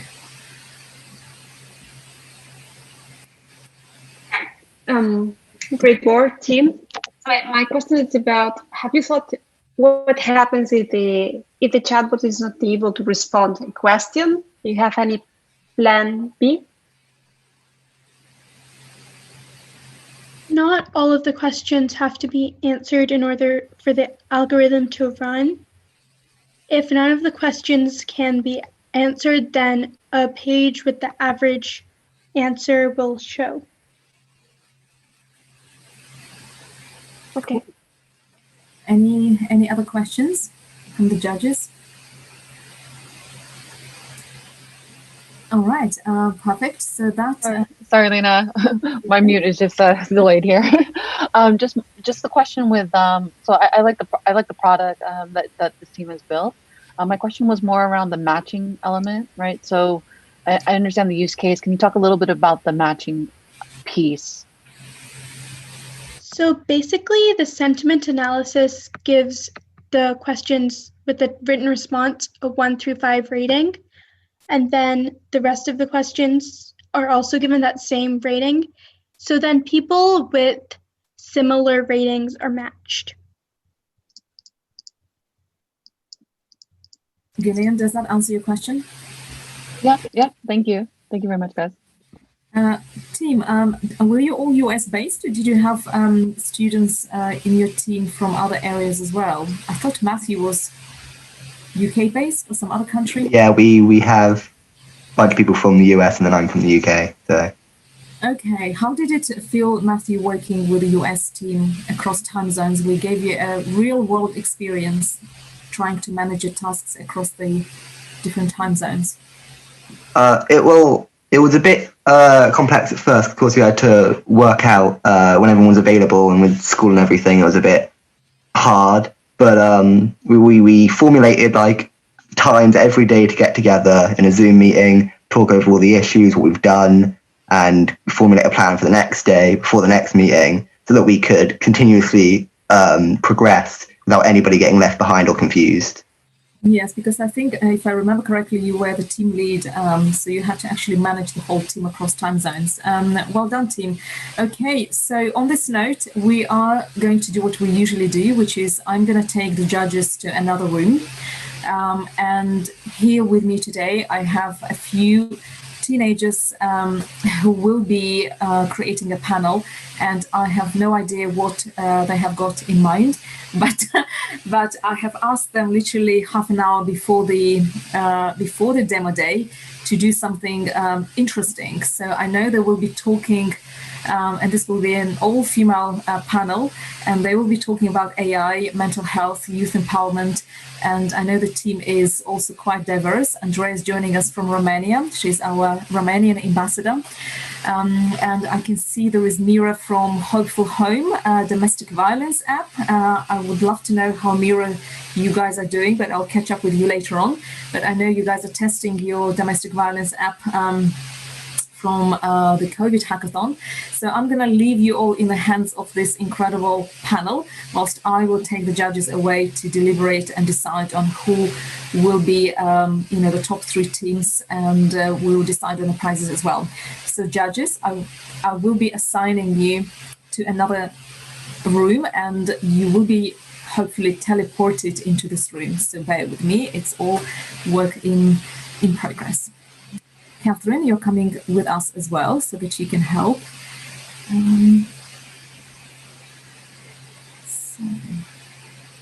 Great. So guys, can you please turn on your cameras and we will start.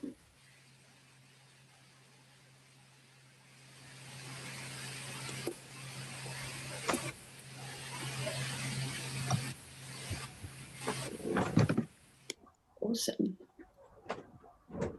Great. So, firstly, that was an amazing set of pictures. I mean, I was completely blown away. I knew that there were some cool projects out there, but I didn't realize that they were that innovative and creative. So that was amazing to watch. So I'm Michaela. I'm the podcast creator and host for Teens in AI, the Teens in AI podcast. And with me today, I have some incredible young women from around the world who are previous members of Teens in AI accelerators, hackathons, etc. And we are here today to talk to you about some advice they have for people, some of their experiences during the pandemic, and their experiences developing their products. So to begin, guys, why don't you all go around and give us a sort of brief 2-minute introduction about yourself, your name, your age, where you're from, and maybe a bit about the project that you designed during the hackathon. Why don't we start with Anisha? Hi everyone, I'm Anisha. I'm sure a lot of you guys actually remember seeing me in Discord helping out with all of the teams. I'm 17, I'm from London, and I'm sure you guys are probably fed up of hearing it now, but I'm the founder of Ely, a mental health app that includes an AI-powered assistant that I've been designing and programming that aims to curate and deliver targeted advice and external support resources to help young people manage their emotional well-being needs.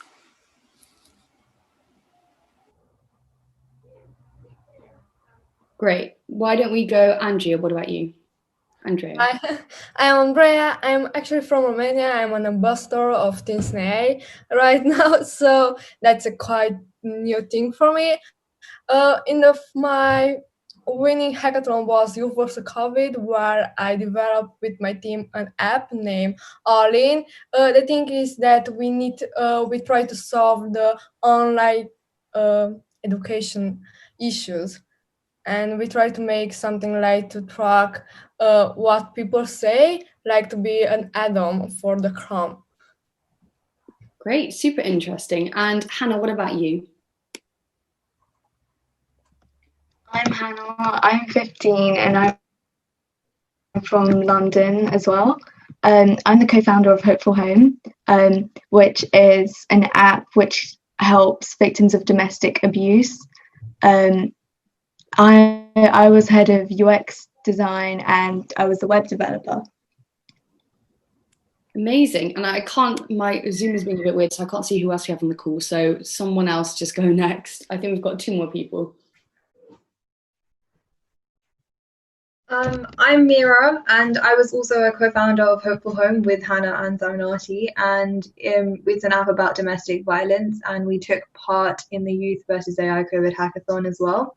And with this hackathon, we were mentoring around, being design mentors and like ethics mentors and helping all of the different teams.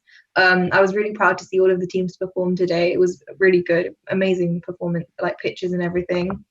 But yeah, I was the head of market research and the business management of the app. And hi, I'm Zarinati. I'm 15 and I'm also from London. I am also a co-founder of Hopeful Home alongside Mira, Hannah, and also Pearl, who isn't on this call right now. And I am the back-end developer who helped code our app. Amazing, some really interesting projects here. So now that our judges are off deciding like what the future of all of these top 10 teams are, why don't you guys tell me a bit about how you've taken your project forward since the hackathon or the accelerator or whatever Teens in AI event you were involved in? So sort of what were your next steps after the hackathon? Who have you been in contact with? And what are you looking forward to the future of your app? And why don't we start with you, Hannah? So since the hackathon, we participated in a few other hackathons with the same project. We just submitted it. We've also spoken at the Arm Dev Summit, which was actually the reward we got from the first hackathon. And we've met loads of people who've given their opinions and all helped with giving ideas on what we can do to develop our project. And it's quite amazing to see how much, just from one tiny thing we've done, how much of an impact it's had. Great. And sort of what were the things that what do you hope to do with your project in the future? Like what would be, in an ideal world, what would be some next steps for you? What do you need to do next? Anyone from your team can answer. I think the next steps for our app is obviously launching it, and we're in contact with, so we've done a bit of back-end developing and a bit of developing we did during the hackathon and everything. But obviously we've got in touch with like proper people who can program the app and everything like that. So I think we're gonna start staging that and developing that as much as possible. And then obviously the aim is to get it out into the market and be able to help as many victims of domestic violence as possible, because unfortunately this COVID pandemic has given a very big rise to the number of cases of domestic violence that we see. Yeah, that's so true. I mean, domestic violence is always a massive issue, but now more than ever, especially as we potentially face a second lockdown. I mean, apps and systems like these are just so important. So Anisha or Andrea, why don't you guys tell me a bit about what's been going on with your app and what you're hoping to do with it? Yeah, for me it was really an interesting task to make the next step. At first we start as our team, we go on CowGeeks to present our ideas and what we need to do with our app. After we have like some meetings with a founder that help us to try to develop the next step of All In. The thing is, after some days, our project manager just say that he need to go on other ways. So I become the project manager, and that's what the thing will go a little strange for me because it was something new. But I do that really fast and get everything I need to do and start to communicate with my team. But now it's just me, and now I try to I really want to continue with All In because I still love the idea and the whole project. And now I try to just start learning some tech skills so that I can improve All In.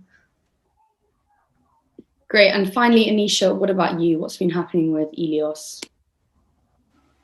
It's definitely been a lot of pitching. So it was from the accelerator. So after that, what I did was essentially sort of communicate the whole entire project. So getting very involved with the teams in AI stuff, obviously doing the Chinese speaking. But what was really cool was that I was able to actually pitch at the Barclays conference and the MasterCard conference and actually build lots of cool connections actually as well. And they were able to actually like sort of endorse the product and talk about it.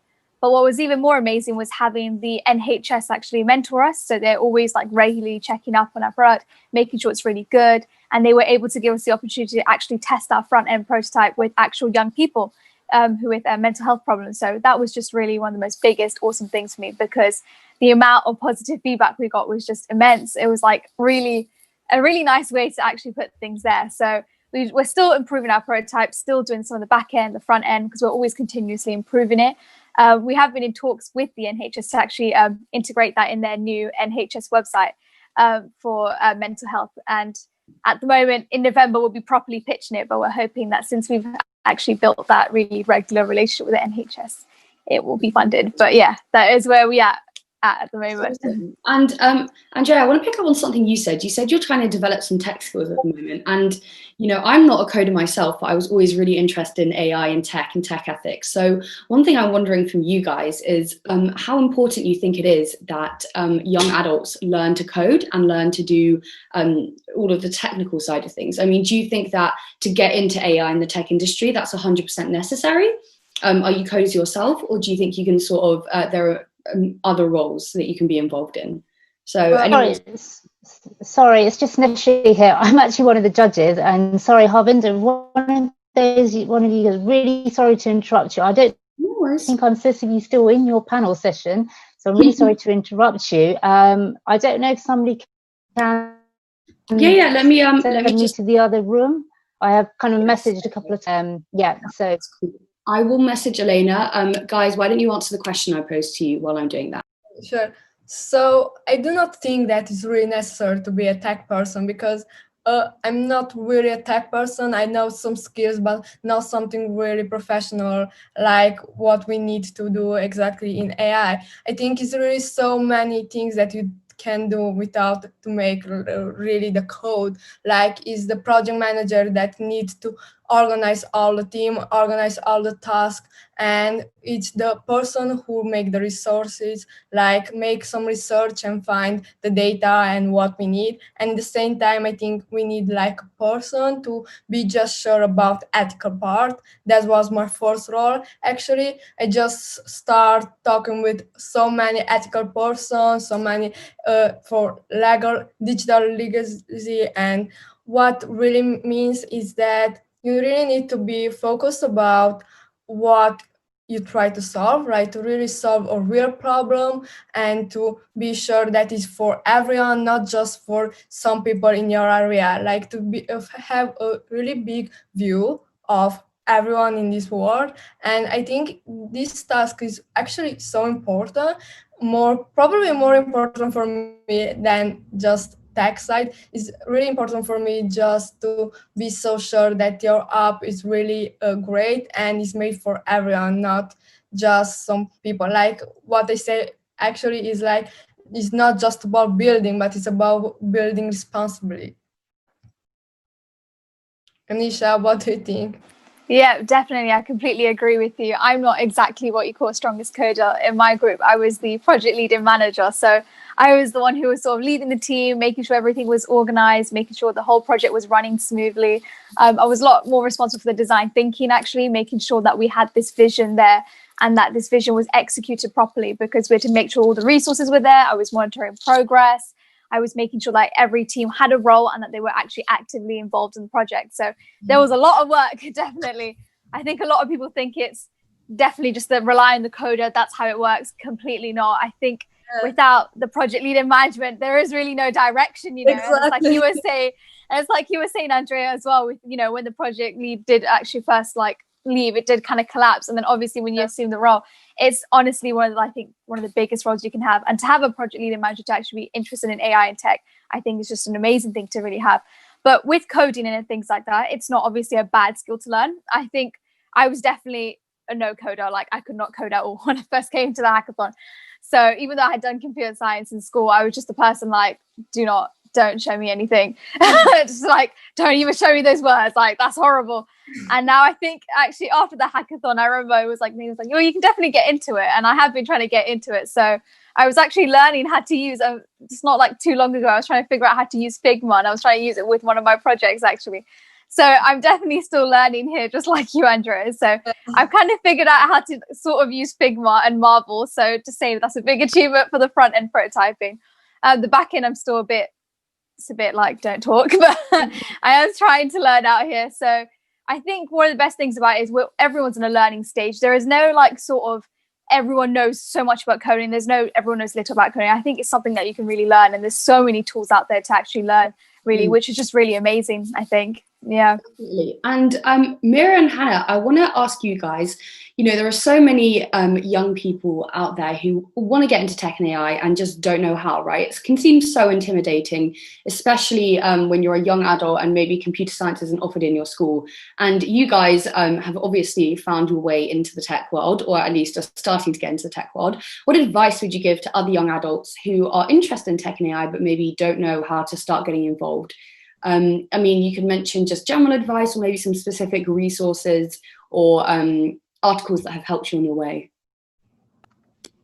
So when we started, I have computer science in school, so I took that, and then I found like a liking for that sort of subject, but Hannah didn't take it. But I know that quite a few people want to get into it, and I think the first main thing to start off with is hackathons. I think hackathons are amazing. They don't only focus on tech, they focus on all of the different aspects, the teamwork, the communication, all of it. So I think that's a really good starting point for anyone who is interested in trying to get into the tech industry. Maybe it's not only the coding that you want, maybe you just need to find the place that you sit properly in a team. And I think hackathons are amazing for that. Of course, with the diversity in the online, it's even better because you get to really focus on what you like and the teamwork and dedication that you need, especially if it's online, because you don't see those people every day. You have to know in the back of your head that I need to do this, and I need to do it by a certain deadline and stuff like that. So I think that's great. I think when we were back end and developing and coding and stuff like that, I wasn't really the coding person either. Like Anisha said, I was don't come to me with coding and stuff like that. So I think Saranati and Pearl, who unfortunately isn't in this call right now, but they were more the coding people, and Saranati is the back-end developer. What resources did you use to help you code?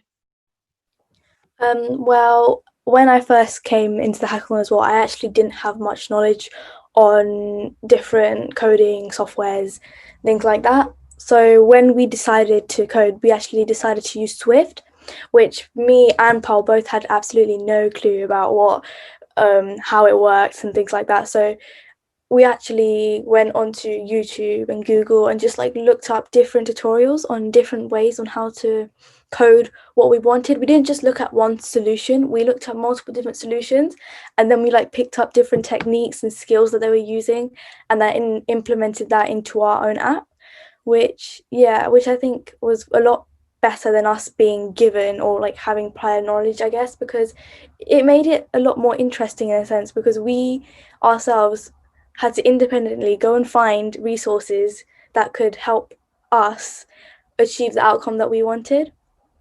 Yeah, that's really interesting. And sort of building on that, this is a panel of women, of young women, and yet in tech there is such a lack of diversity, both gender and ethnic diversity in the industry, which is obviously a massive problem when it comes to building technology like AI. And so what advice would you guys give, if you could give sort of 2 or 3 sentences about to young women who are interested in getting into tech and AI, specifically to women? Well, what I say, just believe in yourself.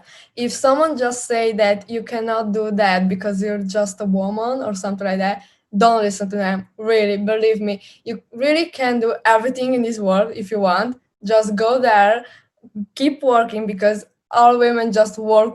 So keep working hard, and you really can do this, because it's not something that like just men or just this can do. No, it's really a work that everyone can do. And I think that diversity really means a lot in tech industry, because if you just think you need to make like apps to be used by all the world, to be really interesting for everything and really make an impact in this world. So that is one point when I think that diversity make these things, because if you have like woman and man in the same time with different culture, you make your apps more powerful because you have more points of view, and at the same time it's really important that. So really, woman, please just go and believe you really can do that. It's just only my advice that you can do that.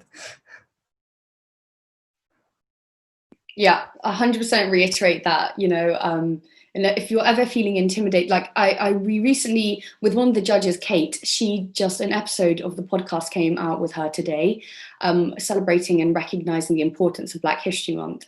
And, you know, she said something that really struck me, which was that, you know, if you are different and you're feeling intimidated, that's because your difference is truly your power, especially in the tech and AI industry. We need those voices that may be perceived as different because they're not white male. You know, we need those voices and we need them in the discussion. So, you know, anyone out there who's feeling like they can't because of something that is out of their control, well, you can. Your difference is the power. And I want to sort of go a bit towards the pandemic and the impacts of the pandemic. So, you know, it's obviously, as we face potentially a second lockdown, it's really important that young adults, that we have something to do, you know, something to look forward to, and are really occupied. And so I was wondering what you guys have found. Have you found any resources? Have you found any activities that have really helped you just kind of stay motivated and interested, that you could share with some of the young audience members that may be watching?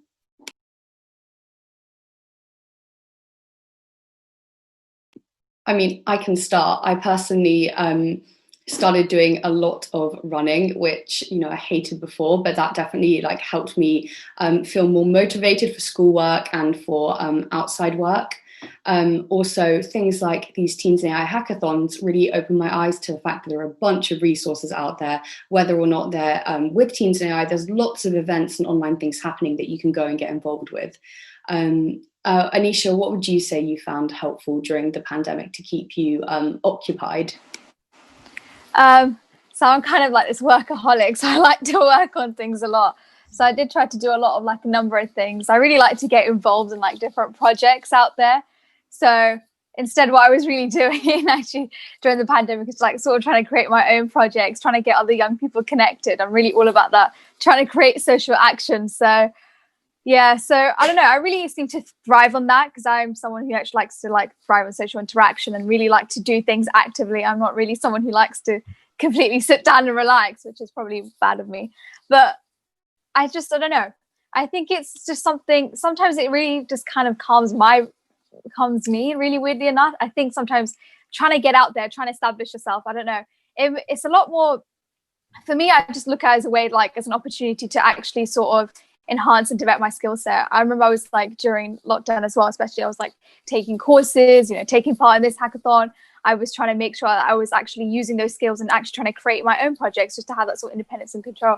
So I don't know, I think I've always been that sort of person who just really wants to get out there, try do something of their own and try create that change in the world. So that was really more of what I like to do, but yeah. Yeah, great. And I want to actually go back to something, Hannah, that you mentioned at the beginning when you were talking about your app. So this is a total like change in direction, but I was just thinking about it. Can you explain a little bit and shed some light on why domestic violence has become such a pressing issue during the pandemic? Talk a little bit about that and why there's such a need for apps or resources such as yours at the moment. Well, during the pandemic, especially because we were all shut into our own world, people who were like victims of domestic abuse, they suffered a lot because they didn't have as many people to talk to and they just couldn't go out as much. They couldn't escape. So there was quite a rise in domestic abuse. I think there was a statistic. It was like, so domestic abuse has risen by 25% during lockdown. and because people weren't able to communicate as easily, it just meant that people had to just suffer in their own bubble, which is not something people should have to do. It should never happen. So we decided to create a solution. We tried to create an app. We're still doing it. And we found that one of the main problems was that many people, they're not educated on what they can do, and just like how to better their situation. So we talked to loads of people, and we found out like what would we recommend people to do. And we so in our app, our main feature is an AI chatbot, and basically people just ask their questions to the chatbot and it answers them. And using that, we thought we'd be able to help people to so that they'd understand more about domestic abuse. And yeah, really important. And I also wanted to ask Anisha, I wanted to ask you the same question, but focusing on your app, which was mental health. So how has the pandemic, do you think, affected the mental health of your target demographic? And how do you think some of the problems have changed that you need to address? You know, I know for myself, my friends, so I'm 18, so all of my friends who just left school, even the most positive, upbeat, usually motivated people found it hard to, you know, have something to look forward to. They found it really challenging with the promise of a second wave to really combat isolation and loneliness. So can you shed some light on some of these issues that may become more prevalent due to the pandemic? Definitely. I think what happened with COVID-19, it definitely exacerbated existing mental health conditions, but also actually sort of culminated into new ones. You know, we had more young people actually feeling a lot more low, which was quite unfortunate. But when you think about it, it really did make sense. You know, we were in lockdown, you know, and it was sort of this global thing. You know, we had this loss of social interaction. You know, we weren't really communicating to people, and we weren't really actively doing the things before. It was like so unprecedented, wasn't it? So like, that obviously had a lot of negative effects. You know, it kind of resulted in more like self-neglected behaviors. You know, you weren't really caring about yourself. You weren't really doing the same things that made you happy, because a lot of the activities that we really do, I think we had this sort of over-reliance on physical activities, and we were trying to sort of get used to this new living of lifestyle, really. And I think for so many, you know, young people, you know, we really did lose out big time with the pandemic, because, you know, we weren't in schools anymore. And, you know, a lot of the young people were in my target demographic, so it was around like 14 to 16. They weren't even in school at the moment. And we had some kids with their exams cancelled.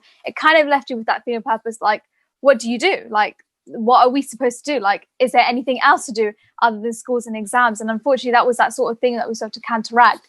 It was the idea that so many people, a lot of people say that mental health problems are young people's ones are more surrounding around exam stress and things like that. But really, there are so many other mental health problems out there. Like, honestly, so many things can really impact a mental health negatively. Like sort of that feeling of just being cooped up in your own home, really, not really knowing anyone, not really speaking to anyone, just that. And also not actually doing anything. You know, I remember when I was doing my survey, we had people going that they were really resorted to such negative behaviors. You know, they were, for example, they said they were sort of overeating, they were sort of not thinking about themselves anymore, they were just sort of just endlessly on the phone, having this sort of addiction.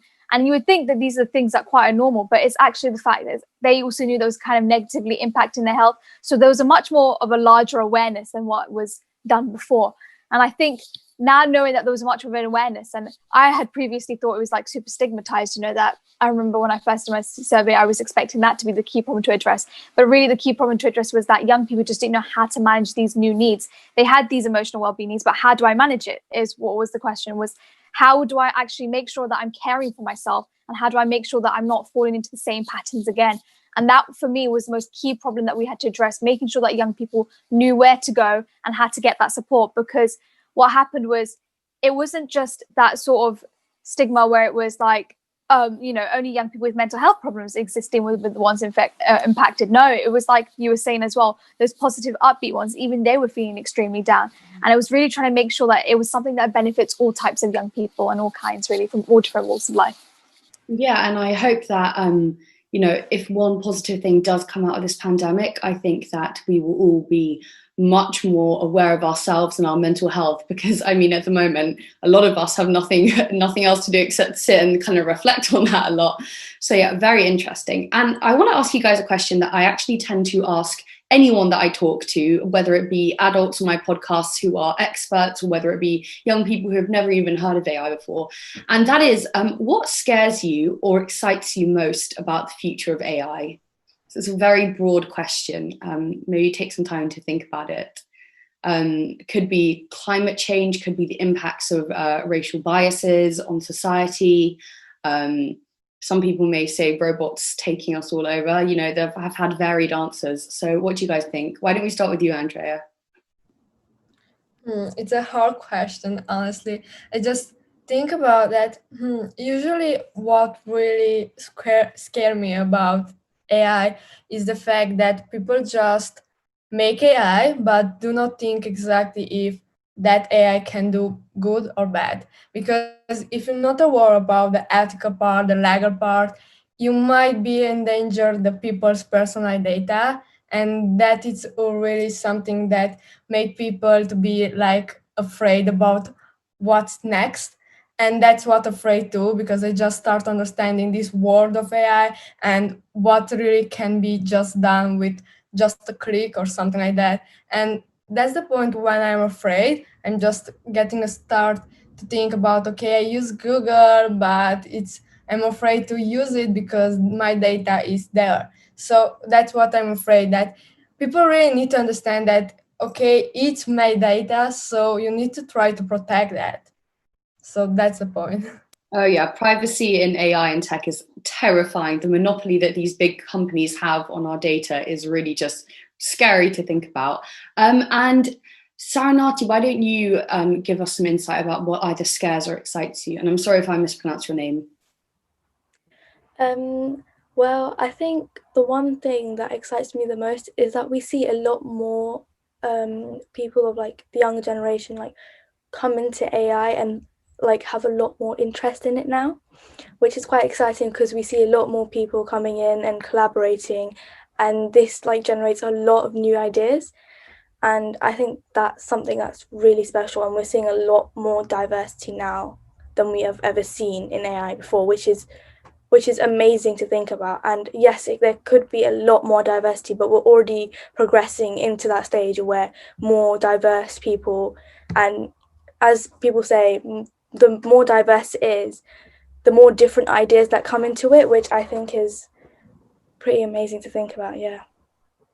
Yeah, diversity is so important. And you know, it's always the example of the fact that if you give different groups of people based on either like race or gender one problem to solve, they'll all solve it in different ways. And the only way to ever come up with solutions that truly empower everybody is to have that true diversity of opinion in every sense.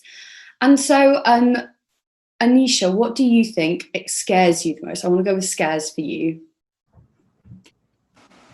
I definitely think it's the lack of understanding really the ethical implications of AI. And I know it's something that Andrea's talked about, but it's just because it's such an important topic it's really overlooked and glossed over, which is really upsetting, because as much as we know that AI can be used, for good impact, it's also the fact that we're not completely understanding that, we don't have this diverse workforce at the moment. And even though it is improving, still, we're not really having the people who we're making those really products for. They're not really the ones who are being involved in making those products. And which is why we are seeing so many sort of, I don't know how to say, like sort of negative stories. We had obviously the A-level algorithm and how that was actually using our socioeconomic data, our previous historical data. And we already saw how, it actually downgraded students, and it's those sort of really worrisome stories that I sometimes think is actually going to really affect the drive really of AI into deployment in public sector algorithms. Because as much as I'm obviously a big AI enthusiast, it's just the fact that I don't know if we're completely progressing. And I think it's more of the younger generation have a much more better understanding of AI and their ethical implications. But sometimes I kind of wonder, with the sort of slightly more older generation, are they completely there? Are they completely getting it? Because we're seeing all those negative stories really, but are we really seeing people start becoming more transparent in their use of algorithms? Are we seeing more people actually think about how, you know, if the algorithm goes wrong, what am I going to have, I guess, as a backup, really? How am I going to make sure that I'm actually sort of recidifying the issue out there? I think we're not thinking about these really problems. It's really affecting us as young people. I remember when we were talking about the sort of the health podcast, and I remember seeing so many stories about, like, internationally, how things like transplants, you know, and this is something that can be, you know, transplants are used obviously by the younger people, but also by older people. It's not really an age thing. And it's like the fact that literally the color of your skin could be something that affects it. And I've seen things like even hand sanitizers as well. And it's just trying to make sure that everyone has a much more bigger understanding of the ethical implication. And I think the younger generation is a lot more now understanding of it, just making sure that all types of young people are sort of understanding it, just making sure that they also have that awareness of, you know, there's this issue here, there's this sort of thing. I think everyone can really think about problems in a highly user-centric way. I don't think it's something very specific to tech, really. I just think it's something that should be done, I guess, across all fields, really. Definitely. I think, you know, it's always the case that the technology that we produce and start implementing into public sectors always seems to be, the ethics and the regulation of it always seems to be 10 years behind. Then we seem to yes.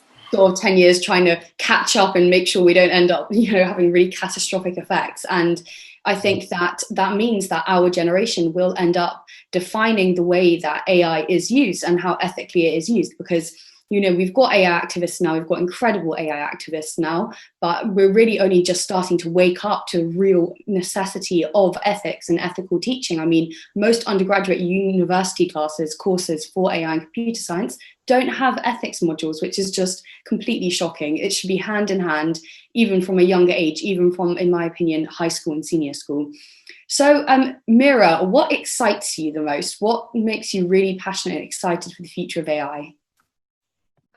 I think my excitement and my fear comes from the same thing, and that's change. I think change is so important and so vital in our, obviously, the community to develop and change and evolve with everything. But especially in terms of AI, I think it excites me because we're having not only like people, but young people and the younger generation have insight on problems that we've never even thought about before.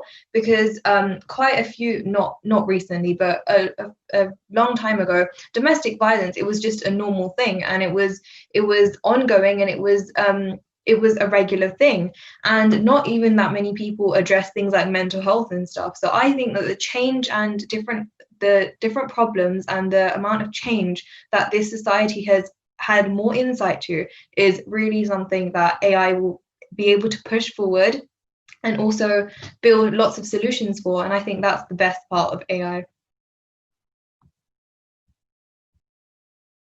Just realised I was muted. And Hannah, what do you think? Yeah, I also think I really like the thought of how AI can be used to fix problems in the real world. Like, there's so many problems such as domestic abuse, mental health, and AI can, I think it's just really interesting to know that AI can be used to solve all of these problems. Yeah, definitely. And I want to ask you guys a question about your experiences in hackathons and your own sort of out of school work versus what you learn in schools. So, you know, in hackathons and in similar programs, whether or not they're teens in AI, there's always this idea of interdisciplinary work. So combining subjects, combining ideas, teamwork, creative problem solving. There are all of these skills that you are really encouraged to use. And in fact, that you have to use. And that's the same both in hackathons, but all the way up until when you're actually in the world of work.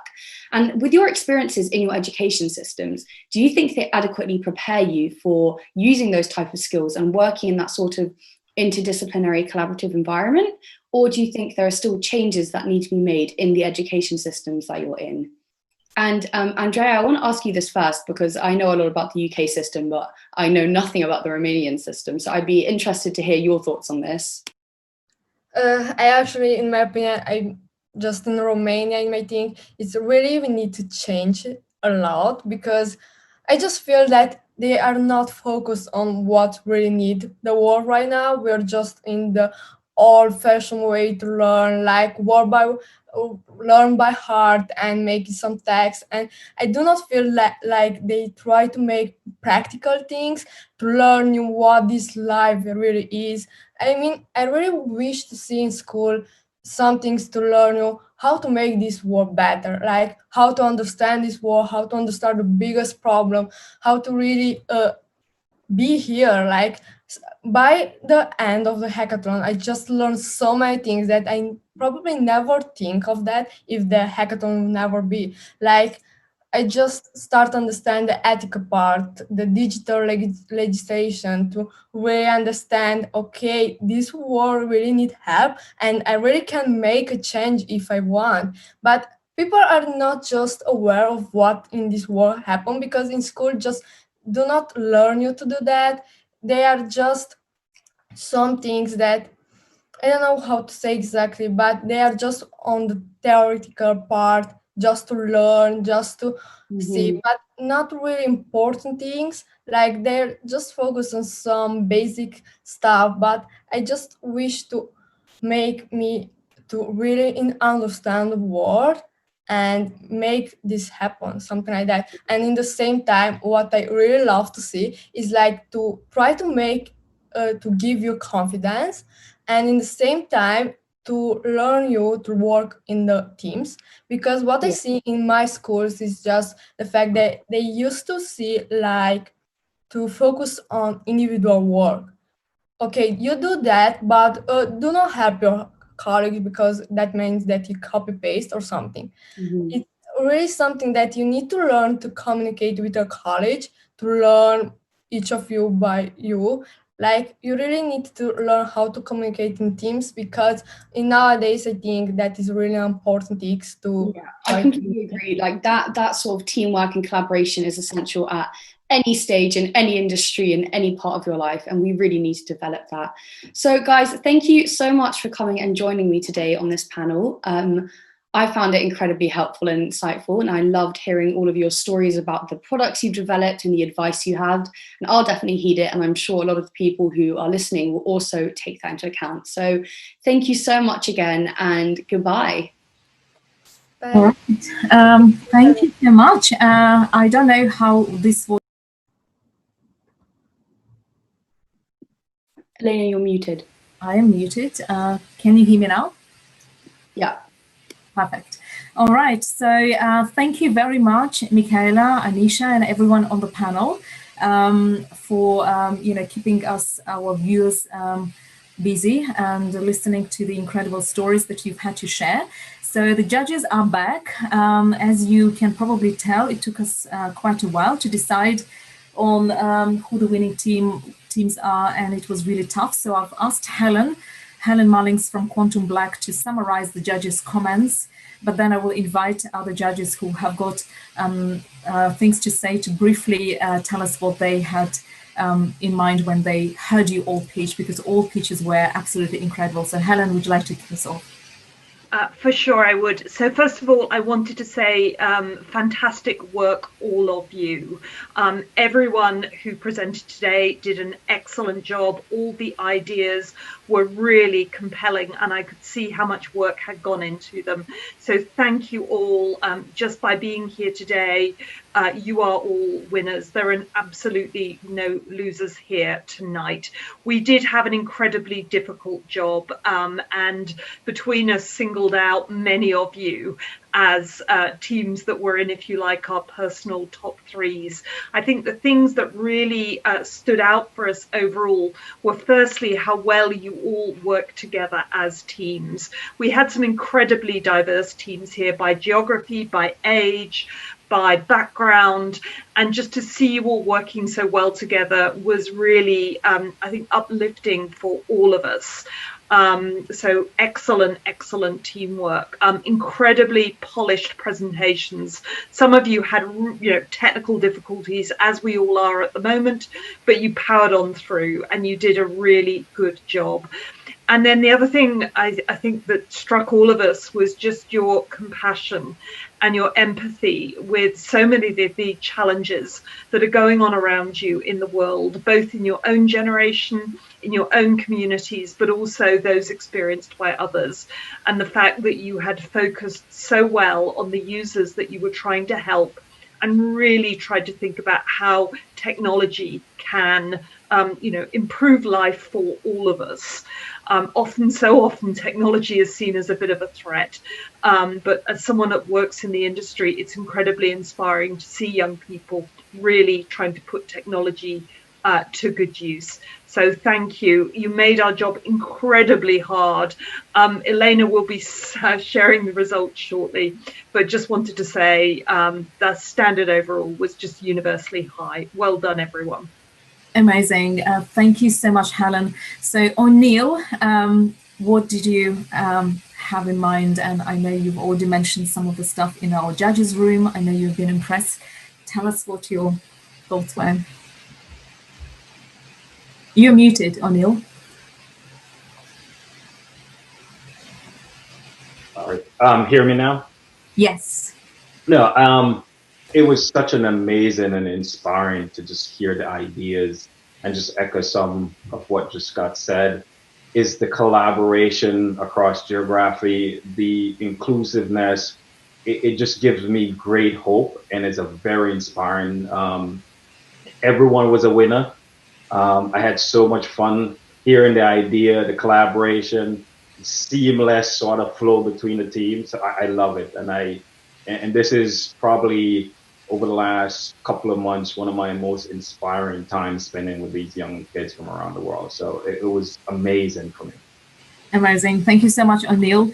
Gillian, I know this is not your first hackathon you're judging. Compared to some of the previous experiences as judge, what did you think of this one? Yeah, I thought, completely agree with everyone, comments so far. Like this one was really diverse, right? So we had the challenge of the different geographies, and I love the teamwork just overall. The team have come up with really great innovative ideas in a really short period of time. And, there was a diverse range of experience in coding, design thinking. I think there are a few newcomers here, for first time hacking. So I think everyone has done a wonderful job, and you should be really proud of the work that you've done. Fantastic. So thank you. Susana? I just want to echo what the others have already said. What I was expecting was creativity, and I had a lot of creativity there. And I was really backed with the ideas and the good work and how the passion that I've seen from absolutely all the teams explaining what they have done during these last weeks. Really good job. Fantastic. And Stefano, did this meet your expectations? Yeah, and certainly surpassed them by far. When we were discussing earlier, I mentioned that some of the CEOs of some of the biggest businesses that I work with have got absolutely just data protection and personal data and how important it is just isn't on their radar. So for the teams that we've heard from today to be considering that at the stage they're at is really impressive. There's some really standout work today. Brilliant. And Nishi? Yeah, no, I was just totally blown away. I mean, this is my first, and a lot of what I do in terms of the programs we run is all about inspiring the next generation. And today I felt truly inspired. You had purpose as teams, you collaborated, and you talked about the things that you care about, and then you wrapped it all around technology. And I think that was absolutely brilliant. So well done to you all. Fantastic. And more, Joan? Yeah, I was so impressed. This is my sort of first event like this, and it was so hard to pick my favourites. I was so impressed not only by your ideas, but also just how you guys worked together and how passionate you were about some of the issues you were talking about. Fantastic. And Kate, also for you, this is not the first hackathon. What did you think of this one? It's not the first, but every time I'm doing this, I'm blown away by the innovation and the creativity that comes out of the teams. So I want to say to all of you today, great job. I've been really impressed by the uniqueness of the problems that you're trying to solve, and that's what I was looking for. And I can't wait to see where you're taking all your projects and applications in the future. Fantastic. On this call, we also have this incredible person who, without whom this event would not have happened. She's always in the background. She is always supporting all events, and she brought some of the judges on board as well.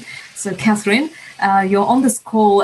Is there anything you would like to say as a summary? I would love to hear your thoughts on what has been happening. Please, you will be wrapping it up, and then I will be introducing all the winners. So tell us something. Hi, can you hear me, Elena? Yes, I can hear you. Speak. No? Okay. Is it really not very good? Fine, it's much better now. Just don't move. So thank you so much, Elena, for I feel really humbled. Quite frankly, listening today or to this evening to these phenomenal young people fills me with immense okay. So it fills me with immense pride listening to these incredible. Okay, this isn't working. I'm trying to talk. Okay, can you hear me now, Elena? Yes, I can hear you. Okay, I'm gonna. All right, we've lost Catherine. Catherine is in beautiful Irish Mount, so apologies for that. Catherine, if we can bring you back, let's hear you after I have announced the results. So let me announce the results now, because I know everyone is dying to know where they are right now. So as all the judges have mentioned, it was incredibly difficult. So I was noting down all the points, and then I can see that everyone got the same amount of points, which is always problematic, because that makes maths very difficult. And then it became even more difficult when we have found a few ties as well. So we had a few teams having the same points.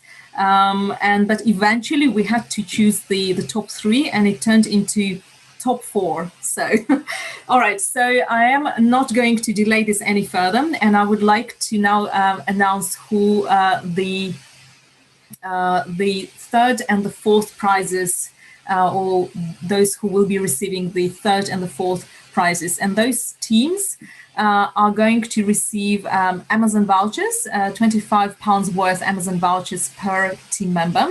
And those 2 teams are also going to go to a data visualization workshop organized by Ananki, who have been hosting us as part of the Girl Summit. And the 2 teams that have been chosen by the judges, and it's very hard to do the drum roll, but if everyone is watching on YouTube, do a drum roll, please, for us. The 2 teams are Brainstream and Mood Up. So congratulations, teams. Brainstream and Mood Up. The judges have been really impressed by your solutions. The 2nd prize is being offered to one team, and that prize is £400. And NVIDIA has offered a very special prize, and that's free access to NVIDIA Deep Learning Institute online course, and you will have a chance to choose which course that will be. NVIDIA has got quite a range of courses, and they're all phenomenal in machine learning. So the team that will be receiving that 2nd prize, and again, would love to hear the drum roll, but with an online virtual environment, we can't. That team is Crovid Raw. So well done, team, for being our runner-ups. And all judges have been really impressed by your incredible passion for trying to tackle COVID in Romania, and the very diverse team that has been working on this as well. And the winners of this Ada Lovelace Hackathon, and the winning team is receiving £700 divided between the teams, not to each one of you, as well as Sage Prize, which is the winners will be pitching their solution to the Sage leadership team. And the winners of this hackathon is Team 18 Hope. So well done, Team Hope, for winning this hackathon, the Ada Lovelace Hackathon 2020. So once again, those of you who have not been mentioned, you all are winners, and all judges have really stressed on the fact that everyone's passion was very clear and very obvious. You all have really thought through all of the projects and your ideas. and everyone has been really impressed. So for me personally, you all are winners. I have said this from the very beginning, from day one. And the fact that you have taken those very first steps towards trying to tackle a problem that you all are really passionate about is already quite an achievement, and you all are already ahead of everyone else in this game, and the world is becoming more and more competitive. And if you are able at your very, very young age, 12, 13, 14, to already develop these incredible solutions, then the world is your oyster, and the future is much brighter, and there is really real hope in everyone's hearts. The judges have all said, we are confident the future will be bright if all of you have done so incredibly well and have shown us your passion for changing the world. So on this note, we are going to close our demo day. I am really, really, really grateful to everyone who have joined us, and thank you, judges, for staying with us until the very end. And I will be in touch with you, and to all teams, I will summarize the prizes, and you will see me in Discord now. I'm very grateful for your patience, and I know it's bedtime for many of you, but I really hope you will all go to bed knowing that you can change the world, and you can really do anything at your young age, and even building complicated systems and technologies like AI is really not something that is a challenge for you. And that's what I wanted to show to everyone watching as well, that young people are the future, and if we empower everyone, all young people, in the right way and show them just with a bit of guidance, we can instill that belief in them, and hopefully the future will be a better and brighter place to live in. Thank you everyone for tuning in. I will be seeing you all soon. And Catherine, we have seen your messages, and I'm so sorry you haven't been able to connect with us properly, but I will share your message with everyone as well. So thank you so much, everyone. Thank you, judges.